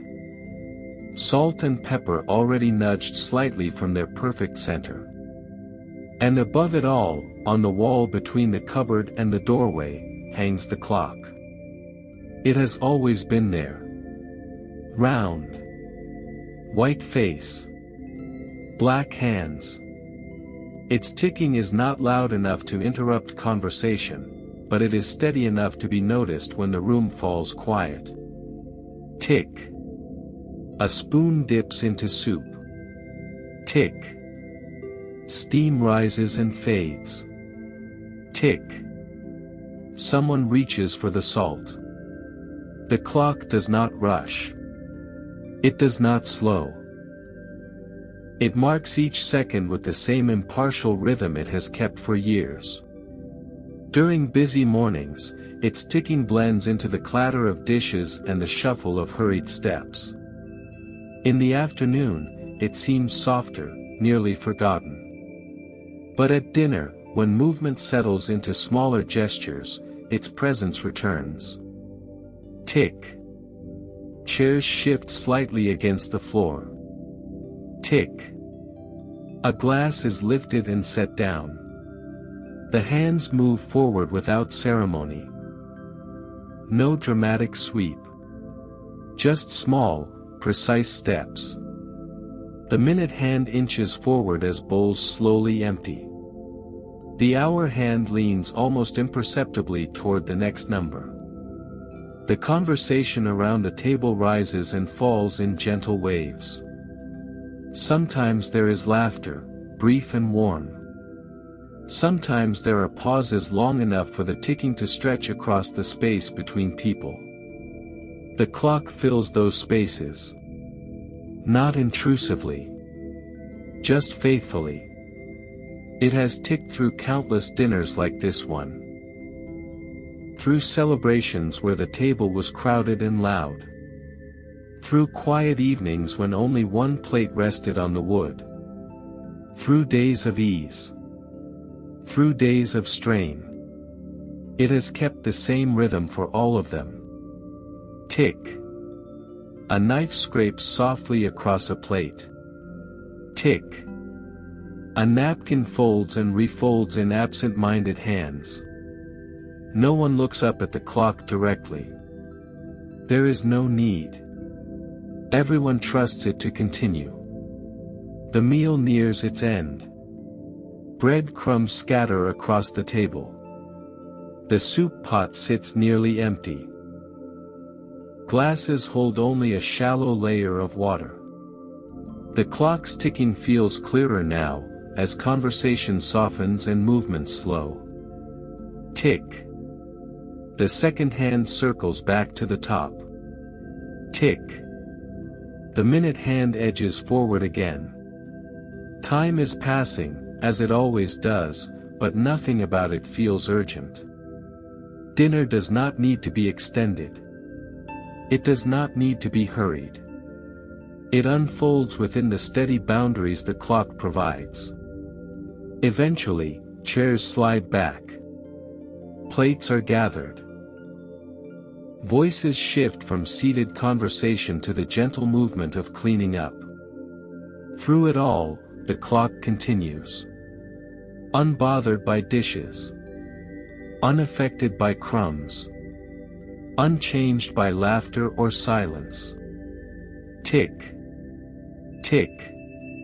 Tick. Long after the table is cleared. Long after the light above the sink is turned off. Long after the house settles into evening stillness. The clock will remain there on the wall. Keeping time. Marking seconds that no one counts. Dinner has ended. The clock continues its steady work on the wall. The chairs have been nudged back into place. The table, once full, now shows only crumbs and faint rings from glasses. On the stove, the pot sits with a shallow layer of soup still clinging to its sides. Not enough for another full meal. Too much to discard. Leftovers are never dramatic in this kitchen. They are simply expected. The cupboard that always sticks is opened again, the same gentle pull, the same soft release. And from the lower shelf come the containers. Plain. Stackable. Clear plastic with slightly clouded lids from years of washing. No matching set in perfect condition. Some lids fit more tightly than others. One container has a faint stain from a soup made long ago, the color refusing to fade completely. They are not displayed proudly. They are practical. The pot is lifted and tilted carefully.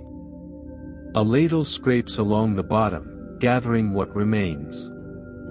The sound is quiet, metal against enamel. Steady and unhurried. Soup pours into the first container. A soft, thick sound. Steam rises briefly, then thins as the air cools it. The container is filled just enough, leaving a small space at the top. Experience has taught that soup expands slightly when frozen. The lid is pressed down along the edges. One corner resists, then snaps into place with a small click. Secure. Another container receives the last of the broth, thinner now, mostly liquid with only a few pieces remaining. It does not matter. It will be enough for a small lunch tomorrow. Leftovers in simple containers carry no ceremony. They are not labeled with dates. They are not arranged with aesthetic precision. They are placed in the refrigerator with quiet understanding. The refrigerator door opens, releasing a soft hum and a small wash of cool air. Inside, other containers wait, rice from yesterday, a slice of pie wrapped loosely in foil, half a loaf of bread sealed in a bag.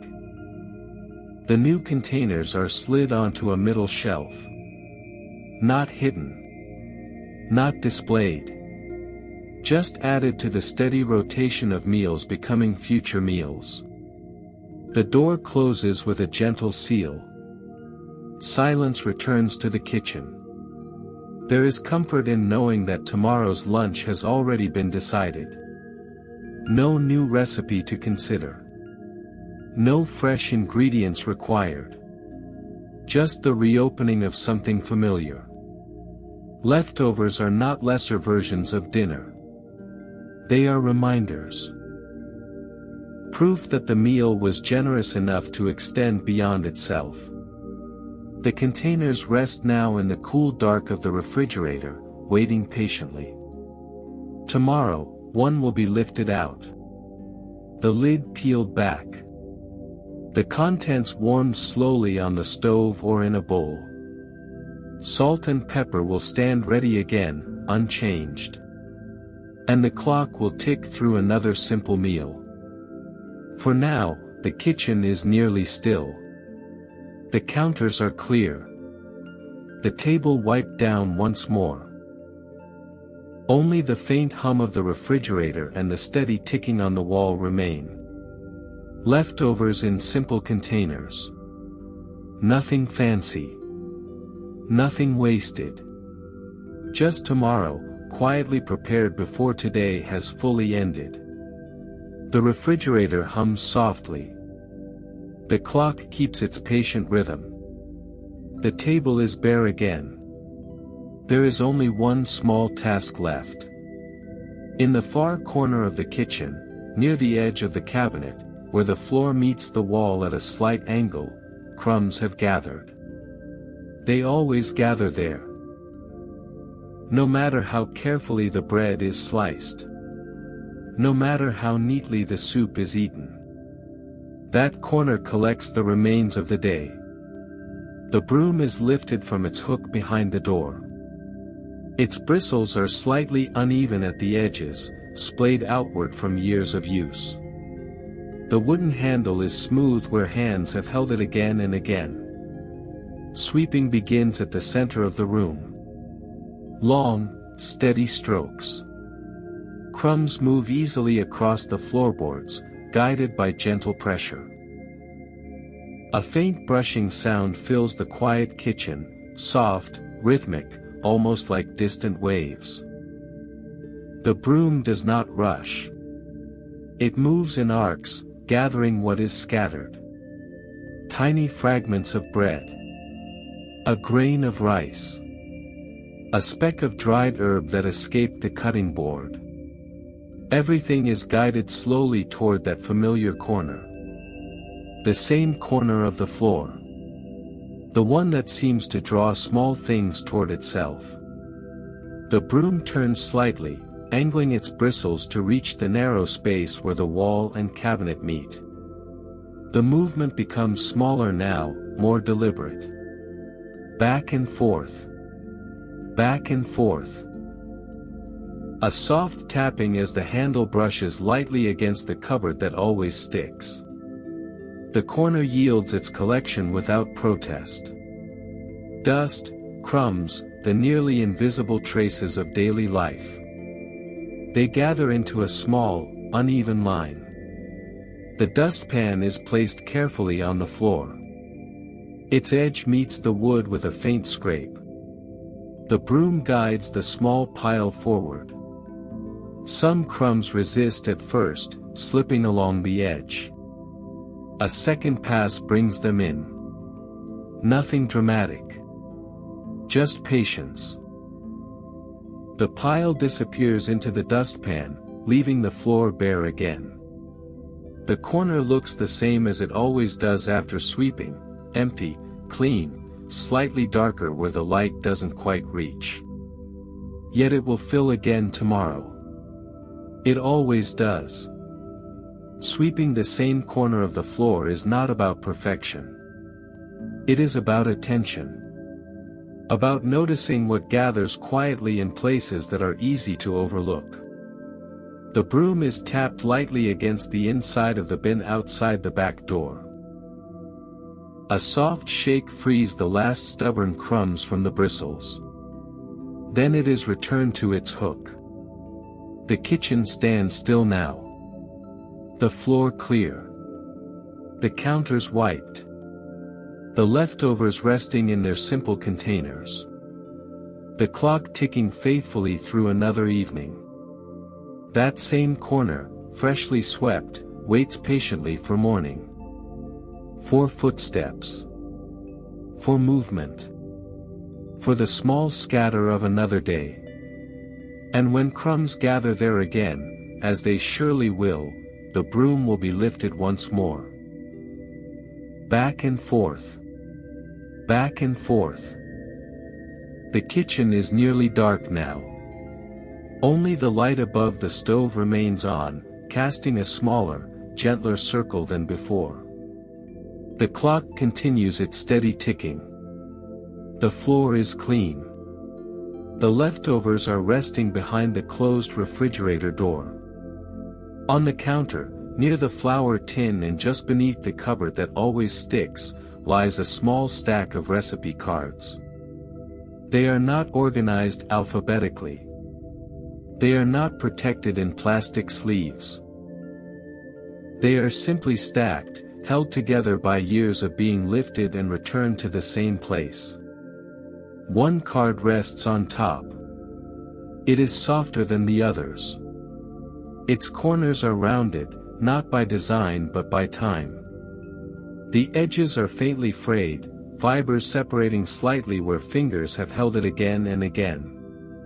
A recipe card soft at the edges tells its own story. The handwriting across it leans gently to the right, ink slightly faded but still clear. Measurements are written plainly. No embellishment, no decorative flourishes. Flour. Water. Salt. Butter. Nothing unusual. Nothing new. A faint smudge of something darker rests near the middle of the card. Perhaps butter from a hurried hand. Perhaps flour pressed into the surface years ago and never fully brushed away. The card is lifted. It bends easily, more flexible than a newer one would be. It has memorized the motion of being picked up. The words on it are not needed anymore. The recipe has been made so many times that it lives in memory now, in the way flour feels when enough water has been added, in the scent that rises when butter meets heat, in the sound of a spoon scraping the last of the batter from the bowl. And yet the card remains. It is set on the counter whenever the dish is prepared. Not for instruction. For companionship. There is comfort in seeing it there, propped gently against the salt tin or resting beside the mixing bowl. A small anchor to repetition. The edges show where thumbs have pressed while reading. A slight crease runs across one corner, formed the day it slipped from the counter and was quickly smoothed back into place. It is not framed. Not displayed. Just used. Carefully. The card is placed back on the stack now. Aligned loosely with the others. Tomorrow, or next week, or sometime soon, it will be lifted again. The cupboard above gives a faint creak as the kitchen cools further. The refrigerator hum continues its steady note. The clock ticks without pause. The recipe card rests quietly among its companions. Soft at the edges. Steady in its purpose. It does not demand attention. It does not change. Like the salt and pepper at the center of the table. Like the cupboard that always sticks. Like the same corner of the floor that gathers crumbs. It remains part of the rhythm. A small rectangle of paper holding something larger than instructions. Holding habit, memory, and the quiet assurance that tomorrow's meal can begin exactly the same way it always has. The lights are off now. The kitchen has slipped fully into shadow, shapes softened into outlines, the table a darker rectangle against the floor, the chairs tucked in like folded limbs, the cupboard doors resting quietly in their frames. Only one sound remains constant. The hum of the refrigerator at night. It begins softly, almost unnoticed. A low, steady vibration that fills the room without asking for attention. During the day, it disappears beneath conversation, clinking dishes, running water.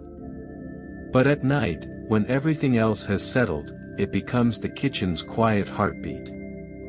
A gentle whir. A pause. Then the hum again. Inside, on the middle shelf, simple containers of leftovers cool in the dim interior light that flickers on only when the door is opened. Soup rests undisturbed. Rice sits in its square container. Butter waits in its dish. The refrigerator keeps watch over them all. Its motor shifts slightly, a subtle change in tone. The sound deepens for a moment, then evens out again. The air inside circulates steadily, preserving what was cooked earlier, stretching today's meal into tomorrow. In the darkness, the hum feels larger. It presses gently against the walls. It fills the space beneath the ticking clock. Tick. Hum. Tick. Hum. The two sounds overlap without competing. Outside the kitchen window, the street is still. A distant car passes now and then, but its noise fades quickly. Inside, the refrigerator remains faithful. It has stood in this same spot for years. Its handle slightly loose. A faint scratch along one side where something heavy once brushed against it. It has witnessed early mornings, crowded holidays, quiet afternoons, and long nights like this one. It does not sleep. Even when the rest of the house does. The hum shifts again, a softer tone now, as if satisfied with its work. Cold air moves behind the closed door. Shelves hold their quiet arrangement. Salt and pepper remain at the center of the table. The recipe card lies stacked with the others. The corner of the floor waits for tomorrow's crumbs. The refrigerator hums through it all. Not loudly. Not urgently. Just steadily. In the dark, it feels almost reassuring, proof that something is still awake, still attentive, still maintaining the simple order of things.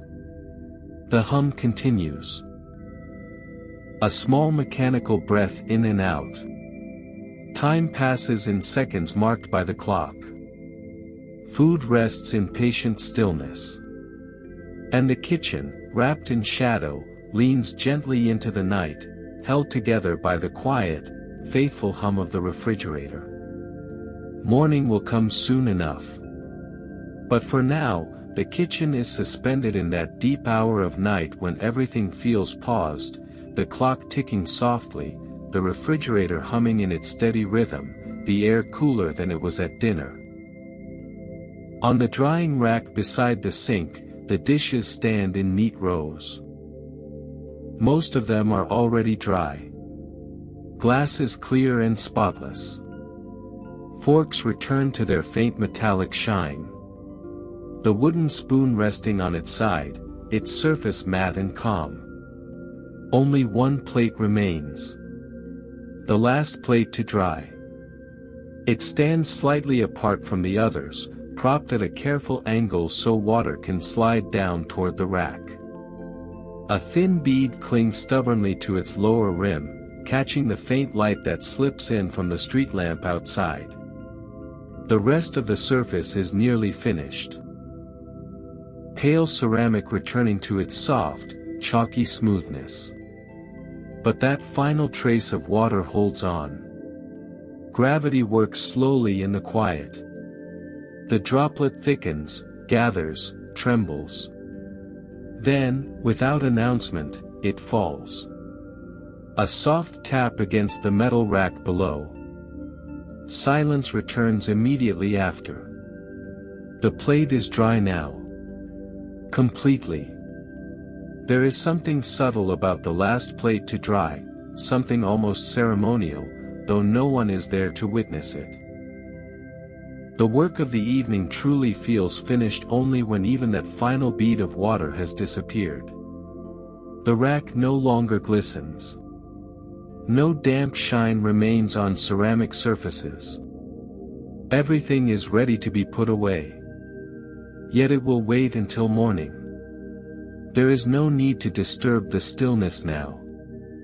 The cupboard that always sticks rests closed, unaware that it will soon be opened again to receive this plate back into its familiar stack.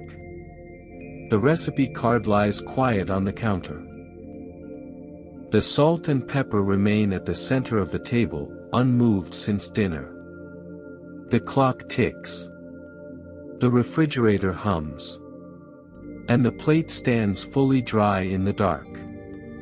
It has completed its small transformation, from holding soup, to being washed in warm silence, to drying patiently in the open air. By morning, it will be indistinguishable from the others. No trace of its brief dampness. No mark of being the last. But tonight, in this quiet kitchen, it holds that role alone. The last plate to dry. A small ending within the larger ending of the day. Nothing dramatic. Nothing celebrated. The house has gone quiet in a deeper way now. Not just the quiet of finished chores. But the quiet of settled walls. Of dimmed lights. Of footsteps no longer crossing the floor. Still, one small ritual remains. The mug waits on the counter where it was placed earlier, taken from the cupboard that always sticks, set down with the quiet certainty that it would be used again before night was through. It is not a special mug. Cream-colored. Slightly heavier than the others. A thin hairline crack near the handle, too small to matter. But it is always this one. Evening tea in the same mug. The kettle is filled and set on the stove. The flame turns on with a soft click and low bloom of blue. Water begins its slow climb toward heat, silent at first, then whispering, then lightly trembling. The clock ticks above. The refrigerator hums beneath. Soon, the kettle answers with a low murmur that grows into a steady, rolling sound. The flame is turned off. Steam rises as water is poured into the waiting mug, where a tea bag rests at the bottom like a folded secret. The color begins to bloom immediately, pale gold at first, deepening slowly into amber. The string is lifted and lowered once. Twice. No hurry. The scent rises, warm, familiar, uncomplicated. Nothing flavored. Nothing experimental. Just tea. The mug is carried to the table and placed in its usual spot. The salt and pepper are nudged slightly aside to make room, their presence unchanged from dinner. Hands wrap around the mug's sides. The ceramic holds heat gently, spreading it into waiting fingers. A first sip. Careful. Still too warm. The steam touches the face, soft and fleeting. Evening tea does not require conversation. It does not require distraction. It is a closing gesture. A small, steady line drawn beneath the day. The same mug feels balanced in the hand. Its weight is known. The curve of its handle fits without adjustment. There is comfort in not choosing. In reaching automatically for what has always been enough. The tea cools slowly. Sip by sip. The clock marks each minute. Outside, the street remains still.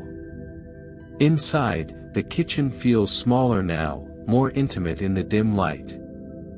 When the tea is finished, only a faint ring remains at the bottom of the mug. It will be rinsed in the morning, perhaps, or simply washed again with the next round of dishes.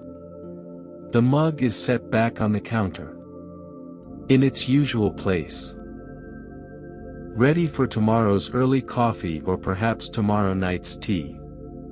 The flame is checked once more. The light above the stove is turned off. Darkness settles fully this time. But the warmth lingers, in the mug, in the hands, in the quiet rhythm of repetition. Evening tea in the same mug. Nothing new. Nothing extravagant.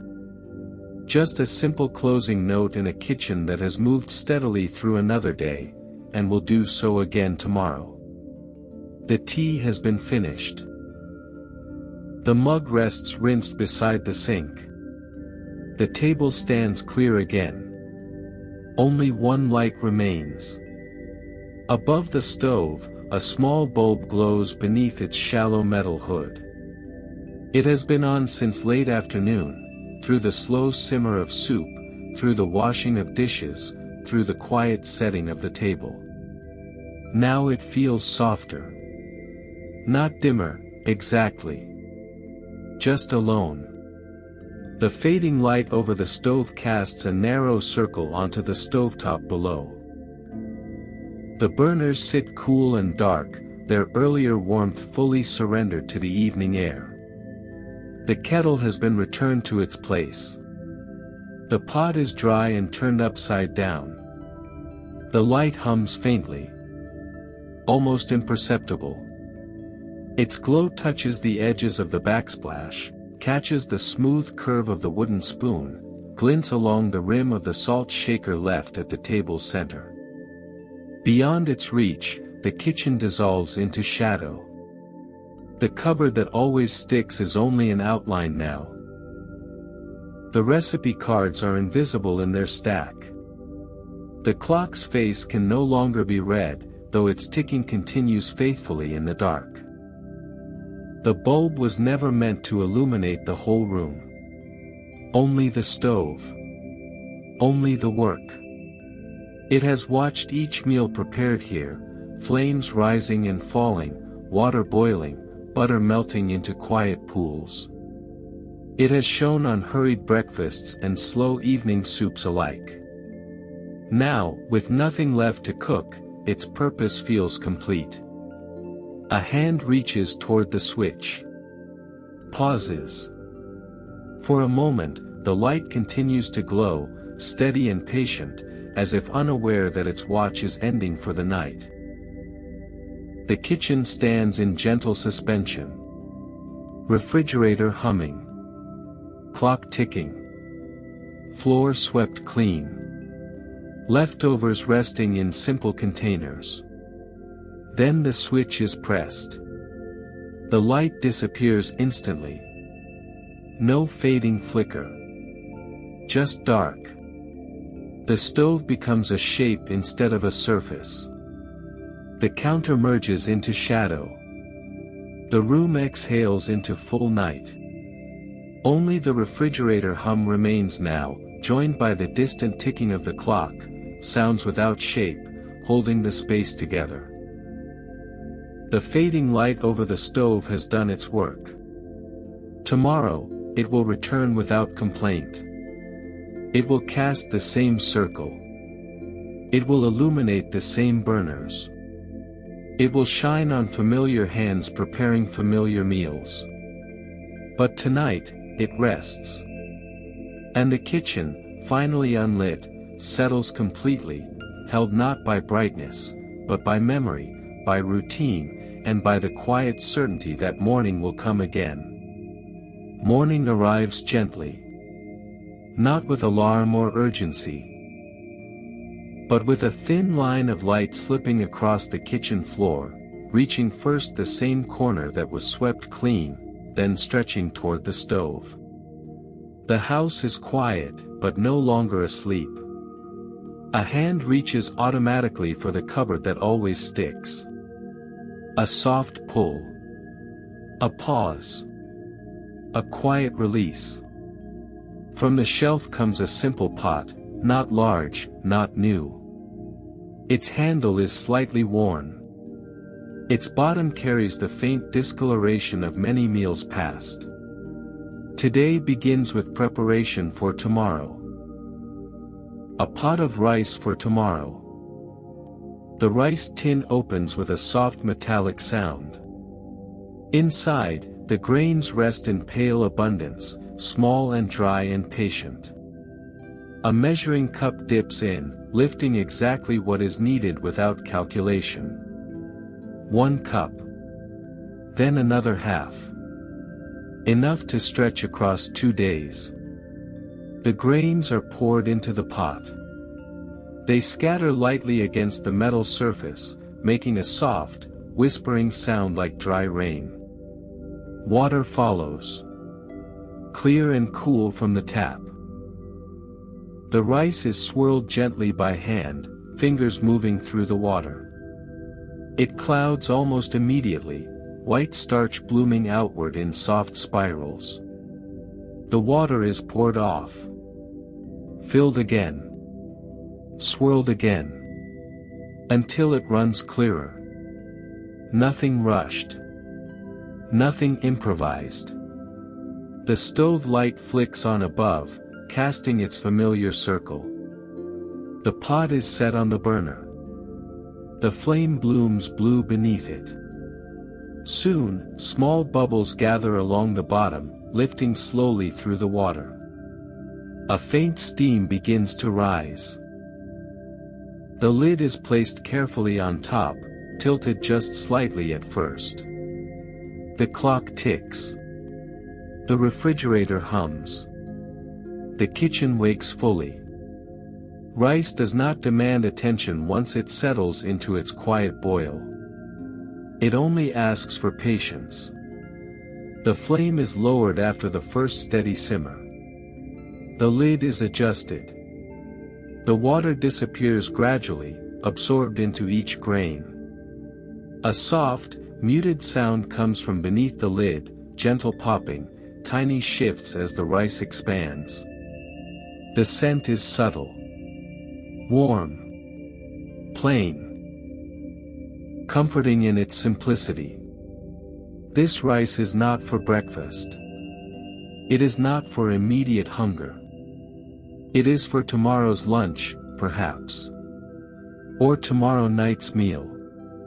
A base for something else. An anchor beneath soup or vegetables, or a fried egg placed carefully on top.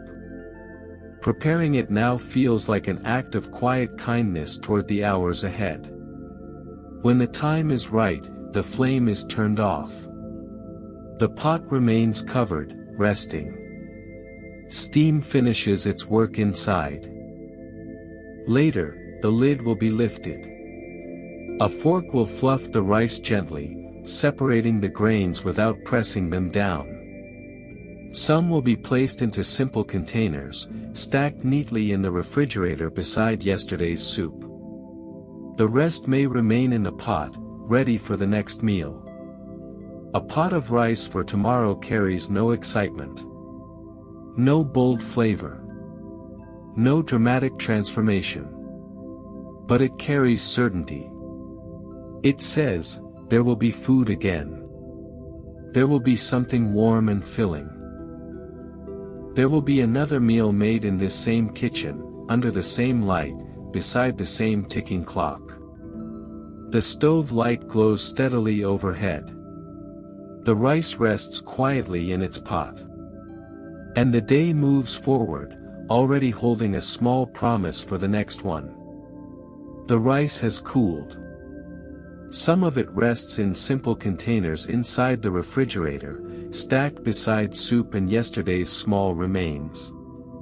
The rest sits in the pot, lid slightly tilted, waiting for the next meal.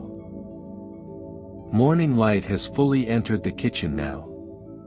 It stretches across the counter, touches the stove, and fades gently along the far wall. There is a small order to restore. Plates lifted from the drying rack. Glasses returned to their shelf. the wooden spoon placed back in its jar. One by one, cabinet doors open. And one by one, they close. The soft closing of cabinet doors is not accidental here. No slamming. No sharp echoes against tile or wood. Each door is guided inward by hand. A steady push until hinge meets frame. A quiet click.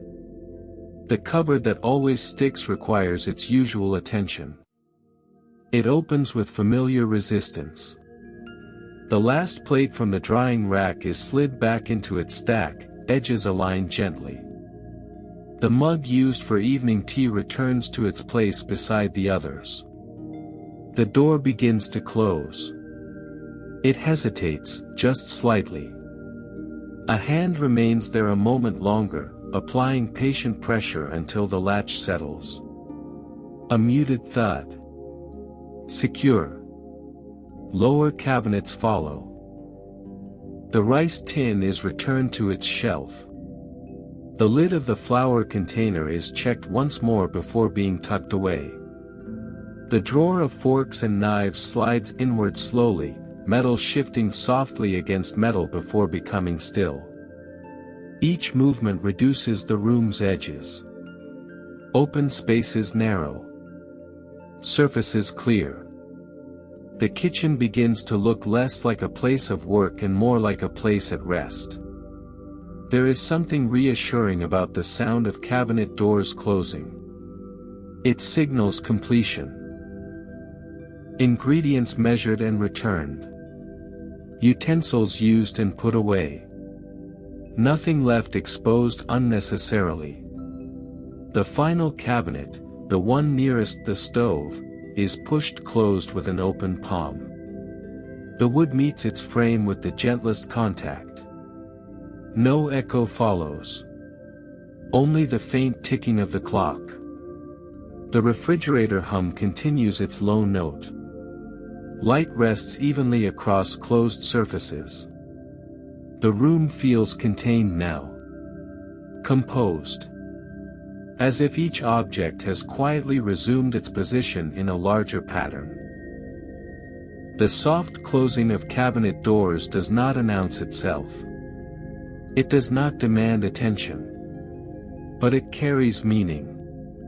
It says, the work is done for now. It says, everything is back where it belongs.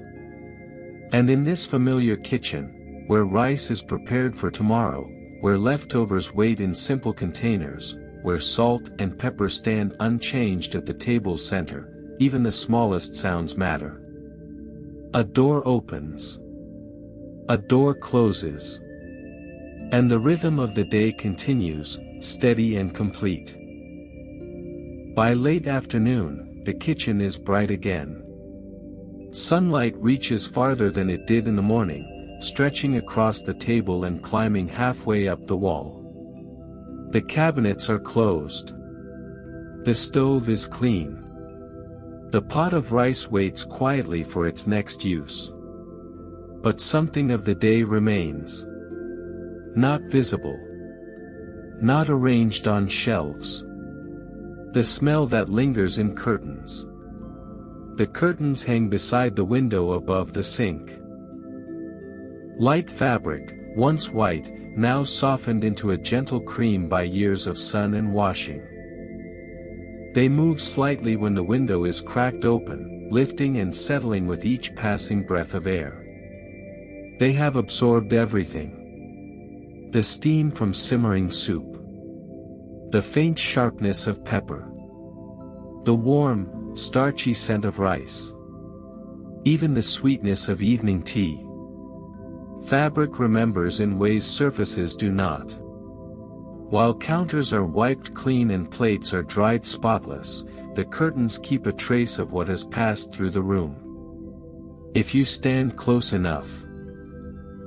Just beside the sink, just near the light, you can notice it. A softness in the air. A warmth that isn't entirely from the sun. The window is opened a little wider now. Fresh air moves through gently, brushing the curtains inward. They billow slightly, then fall back into place. Outside, a distant sound of a car passing. Somewhere farther off, a door closing. Inside, the scent shifts. It does not disappear. It thins. The kitchen no longer smells like active cooking. It smells like something finished. Settled. Lived in. There is comfort in that lingering trace. It tells of a meal prepared carefully. Of water boiled and hands washed. Of cabinets opened and closed softly. The curtains sway again. Their edges catch the light, threads visible where the fabric has worn thinner over time. They have been washed many times, yet some scents return stubbornly: butter, broth, toasted bread. Not overpowering. Just present. A reminder that this room is used. That it holds warmth daily. Even when the stove light is off and the refrigerator hum is the only sound, the curtains carry evidence of what has happened here. As evening approaches once more, the sunlight fades from their surface. The fabric dims, becoming shadow against the windowpane. The smell lingers still. Faint now. Almost imagined. But there. It will greet the next morning quietly, blending with the scent of fresh rice reheated or tea steeping again in the same mug. The curtains do not complain. They simply hold what the day has given them. And in this steady kitchen, where meals repeat and routines remain, even the air carries memory. A soft trace. A warmth woven into fabric. The smell that lingers in curtains, long after the stove has cooled and the table has been cleared. Evening gathers again, gently and without surprise. The rice has been reheated. The leftovers have thinned. The salt and pepper remain where they were nudged earlier in the day. The curtains, faintly scented with soup and tea, hang still in the cooling air. The clock ticks on. The refrigerator hums in its patient rhythm. Only the main kitchen light remains on now. It hangs from the ceiling at the center of the room, casting a wide, even glow over the table, the counters, the closed cabinet doors. Under its light, everything appears complete, nothing hidden in shadow, nothing left undone. Turning off the kitchen light is never rushed. There is always a final look around. A slow scan of the stove knobs. A glance at the sink. A quiet check that the cupboard that always sticks is fully closed. The floor is clear, even in the same corner where crumbs gather each day. The drying rack stands empty. The recipe cards are stacked neatly. The mug has been washed and returned to its shelf. The room is ready. The hand reaches for the switch near the doorway. For a moment, it rests there. Under the light, the kitchen feels fully present. Every object visible, every surface defined. It is the version of the room that belongs to work and movement, to stirring and sweeping, to setting the table the same way each time. The switch is pressed. The light disappears. Not gradually. Instantly. The ceiling fades first, then the upper cabinets, then the table and chairs as they dissolve into softer outlines. Only a thin wash of streetlight filters through the curtains, giving shape to what remains. The refrigerator hum grows more noticeable in the dark. The clock ticks more clearly. Without the overhead light, the kitchen feels smaller. Quieter. Almost folded inward. Turning off the kitchen light marks the true end of the day's work. It is the final gesture, more definitive than washing the last plate, more conclusive than sweeping the same corner of the floor. It says, enough for today. It says, rest. The doorway frames the dim room for a second longer. Familiar shapes in partial shadow, the stove, the table, the cabinet doors closed softly and completely.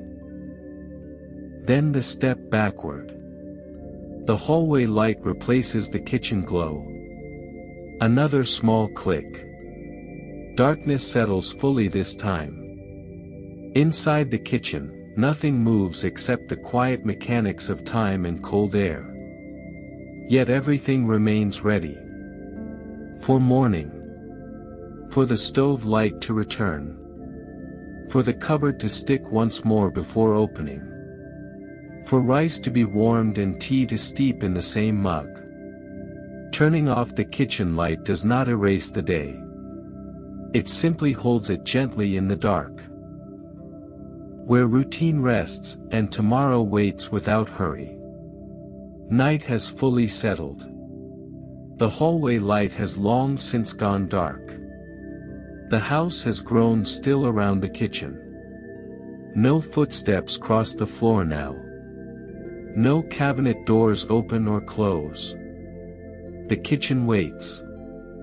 In the darkness, it is less a room and more a quiet outline, shapes remembered rather than seen.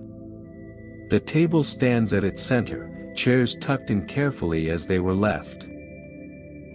The cupboard that always sticks rests closed, holding its plates and mugs in patient silence. The clock continues. Tick. Tick. Tick. Its face cannot be read in the dark, but its rhythm remains steady, carrying the hours forward whether anyone listens or not. The refrigerator hums in low intervals, guarding its simple containers, rice prepared for tomorrow, soup that has stretched across days, butter resting in its dish. The curtains hang still now, no breeze moving them. They hold the faint scent of the day's cooking, softer than before, nearly indistinguishable from the cool night air. Everything is in its place. The stove is dark beneath its hood. The sink is empty. The drying rack stands bare. Even the same corner of the floor, swept clean so many times, remains undisturbed. There is no drama in this waiting. No anticipation that feels urgent. Morning will come the way it always does. Gradually, quietly, without ceremony. A thin line of light will slip beneath the edge of the curtain. It will reach across the floorboards. It will touch the leg of the table first, then climb slowly toward the stove. The refrigerator will hum through it. The clock will tick through it. The kitchen will wake not all at once, but in stages. A hand will enter the room. The cupboard will resist before opening. The kettle will be filled. The same mug will be chosen again. But for now, none of that has begun. The kitchen waiting for morning again is complete in its stillness. It does not need improvement. It does not seek change. It rests in the quiet assurance that the rhythm will continue, salt and pepper at the center of the table, cabinet doors closing softly, rice simmering, tea steeping, crumbs gathering and being swept away. In the darkness, it holds all of this. Not actively. Just faithfully. And as the hours pass, marked only by ticking and humming, the kitchen remains ready. Ready for light. Ready for movement. Ready to begin again, exactly as it always has.